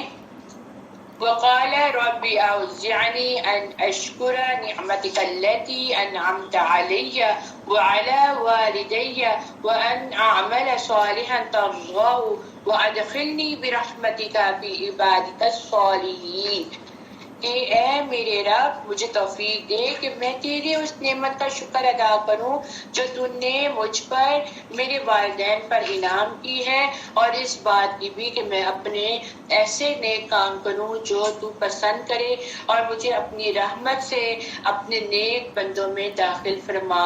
اس سے کیا پتہ چلتا ہے کہ جنت مومنوں کا ہی گھر ہے، اس میں کوئی بھی اللہ کی رحمت کے بغیر داخل نہیں ہو سکتا۔ حدیث میں نبی پاک صلی اللہ علیہ وآلہ وسلم نے فرمایا، سیدھے سیدھے اور حق کے قریب رہو، اور یہ بات جان لو کہ کوئی شخص بھی صرف اپنے عمل سے جنت میں داخل نہیں ہوگا۔ صحابہ نے عرض کیا، اے اللہ کے رسول صلی اللہ علیہ وآلہ وسلم آپ بھی؟ آپ نے فرمایا، ہاں میں بھی اس وقت تک جنت میں نہیں جاؤں گا جب تک اللہ تعالیٰ کی رحمت مجھے نہ اپنا لے۔ تو جنت کی خواہش رکھنے کے ساتھ، کوشش کے ساتھ اللہ کی رحمت کی بھی طلبگار ہونا چاہیے۔ اور اس نے پرندوں کا جائزہ لیا تو کہا، کیا بات ہے، میں ہدہد کو نہیں دیکھ رہا ہوں، کیا وہ موجود ہے یا وہ غیر حاضروں میں سے ہے؟ اب یہاں پہ دیکھیں ایک لیڈر کا کام، سارے موجود ہیں، سارے موجود ہیں، صرف ایک ہدہد نہیں ہے۔ اور ہاں مجلس میں بھی، کلاس میں بھی سارے موجود ہوتے ہیں اور پھر ایک یا دو غائب ہو جاتے ہیں۔ یہ ایسے ہوتا ہے نا ہماری کلاسوں میں بھی، اور پھر لیڈر بھی پریشان ہو رہا ہوتا ہے، اللہ اس کو ہدایت دے کہ کلاسیں مکمل تو لے لیا کرے۔ یہ لیڈر کا کام ہوتا ہے۔ تو اپنے آپ کو پنکچوئل بنائیں، اپنے آپ کو ہر مجلس میں، اپنی کلاس روم میں۔ آپ دیکھیں آفس میں غیر حاضر ہونے سے تنخواہ کٹنا شروع ہو جاتی ہے، تو بیمار میں بھی ہوں تو وہ غیر حاضر نہیں ہوتے، وہ جاتے ہیں، یا کوئی عذر اور اپلیکیشن بھیج دی جاتی ہے، اسکول سے ایبسنٹ ہو جائے تو اسکول سے فون آنا شروع ہو جاتی ہے، فلاں بچہ کیوں غیر حاضر ہوا۔ مجلس میں ہو، دین کی کلاسز میں ہو تو کبھی ایک آیا تو کبھی دوسرا نہ آیا۔ تو یہاں پر بھی اب سب پرندے موجود ہیں، وہ نہیں ہے، اب لیڈر کو پریشانی لاحق ہوگی، وہ کہاں گیا؟ یہی بات ہے جو میں اس سے تو ضرور سخت سزا دوں گا۔ اب وہ لیڈر کہہ رہے ہیں، سلیمان علیہ السلام کہہ رہے ہیں کہ میں تو اس سے پہلے پوچھوں گا اور پھر میں اس کو سزا بھی سخت دوں گا، اور یا پھر میں اس کو ذبح کر دوں گا، یا وہ پھر میرے پاس کوئی واضح دلیل لے کر آ جائے۔ بغیر ریزن کے تو چھٹی بھی ایکسیپٹ نہیں کی جاتی ہے۔ مہمان آگے تھے، دعوت تھی، میں دل نہیں کر رہا تھا، یہ کوئی عذر نہیں ہے، یہ مانا نہیں جاتا۔ بھی مہمان آگے ان کو بھی لے کر آئیں گے، آئے بھی دن کی کلاسز میں چلتے ہیں، آ جاؤں گے پھر کل آنا نہیں ہے، یہ ہمارا حال ہے۔ آج میں نہیں جا سکتی، اور پھر پیچھے پیچھے پتہ نہیں کیا کیا کچھ ہوتا رہتا ہے۔ ابھی کوئی زیادہ دیر ہی نہیں ٹھہرا تھا کہ ہدہد آ گیا، اور اس نے کہا میں نے تو وہ کچھ جان لیا ہے جس کے بارے میں آپ نہیں جانتے، اور میں آپ کے پاس سبا سے ایک سچی خبر لایا ہوں۔ اب یہاں پہ کیا ہے کہ سبا ایک شخص کے نام پر ایک قوم کا نام تھا اور ایک شہر کا بھی، اور یہاں شہر ہی مراد ہے، اور یہ صنعا یعنی یمن سے 3 دن کے فاصلے پر ہے اور یمن کے نام سے معروف ہے۔ اب وہ وہاں سے سچی خبر لے کے آیا، کہتا ہے بلا شبہ میں نے دیکھا ہے کہ ایک عورت ان پر حکومت کرتی ہے اور اسے ضرورت کی ہر چیز عطا کی گئی ہے، اور اس کا تخت بھی بہت عظیم الشان ہے، وہ بہت اونچے تخت پہ بیٹھی ہے۔ کہا جاتا ہے کہ اس کا طول 80 ہاتھ عرض، 40 ہاتھ اور اونچائی 30 ہاتھ تھی، یعنی کہ اتنا اس کا بڑا تخت تھا، اور اس میں موتی، سرخ یاقوت اور سب زمرد لگے ہوئے جڑے ہوئے تھے۔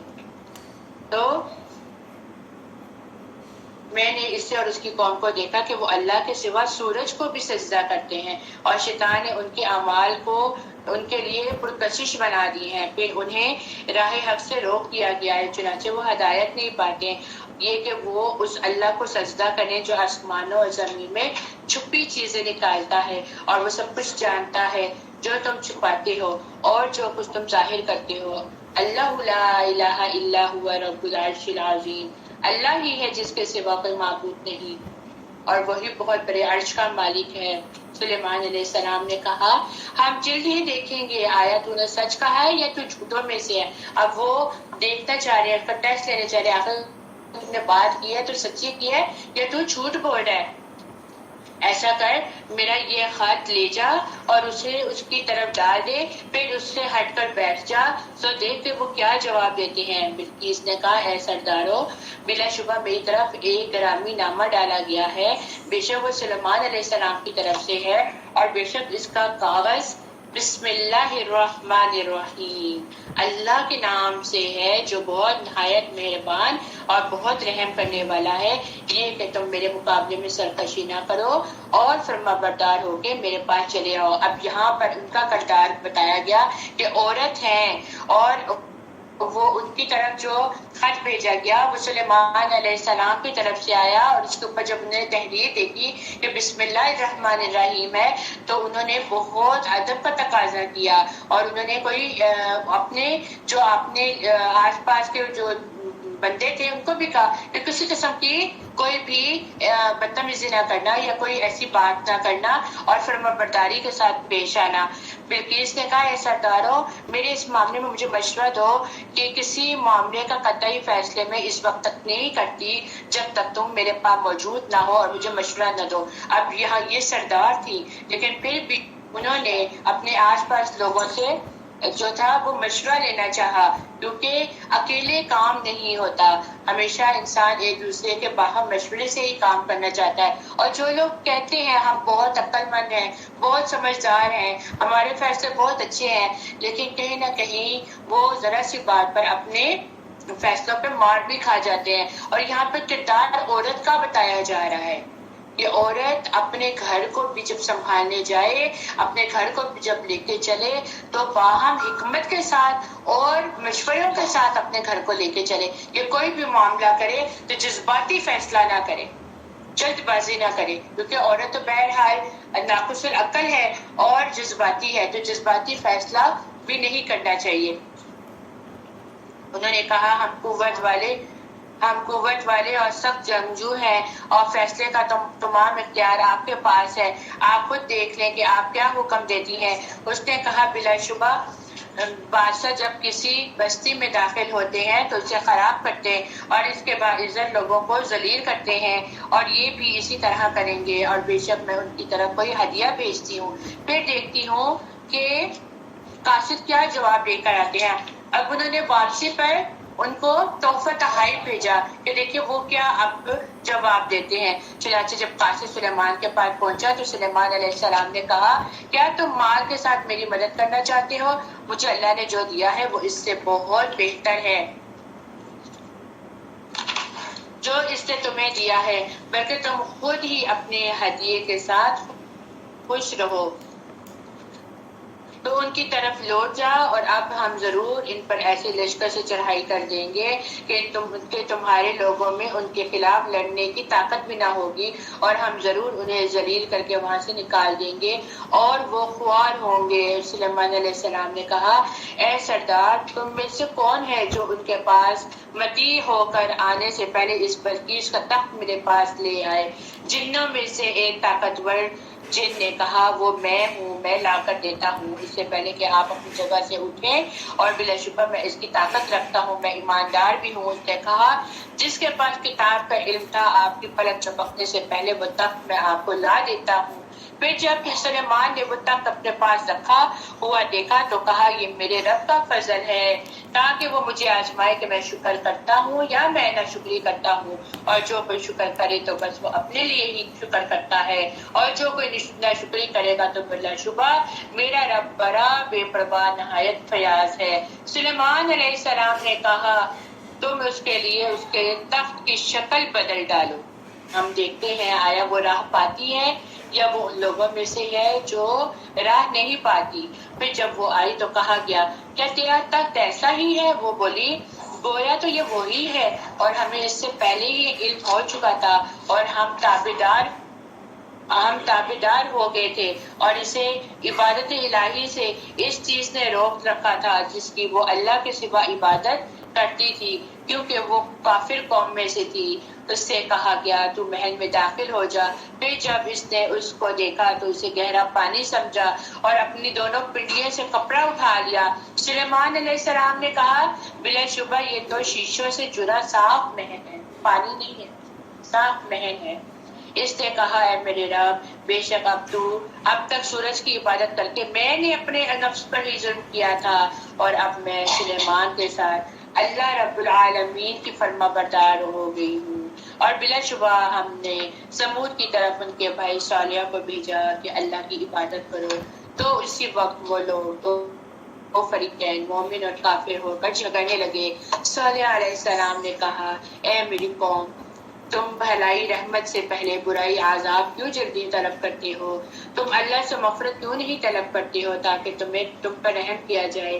انہوں نے کہا، ہم تمہیں اور تمہارے ساتھیوں کو منحوس سمجھتے ہیں۔ صالح نے کہا، تمہاری نحوست و مصیبت تو اللہ کے پاس اور اس کے اختیار میں ہے، بلکہ تم لوگ تو آزمائے جا رہے ہو۔ اور اس شہر میں 9 سرگنیں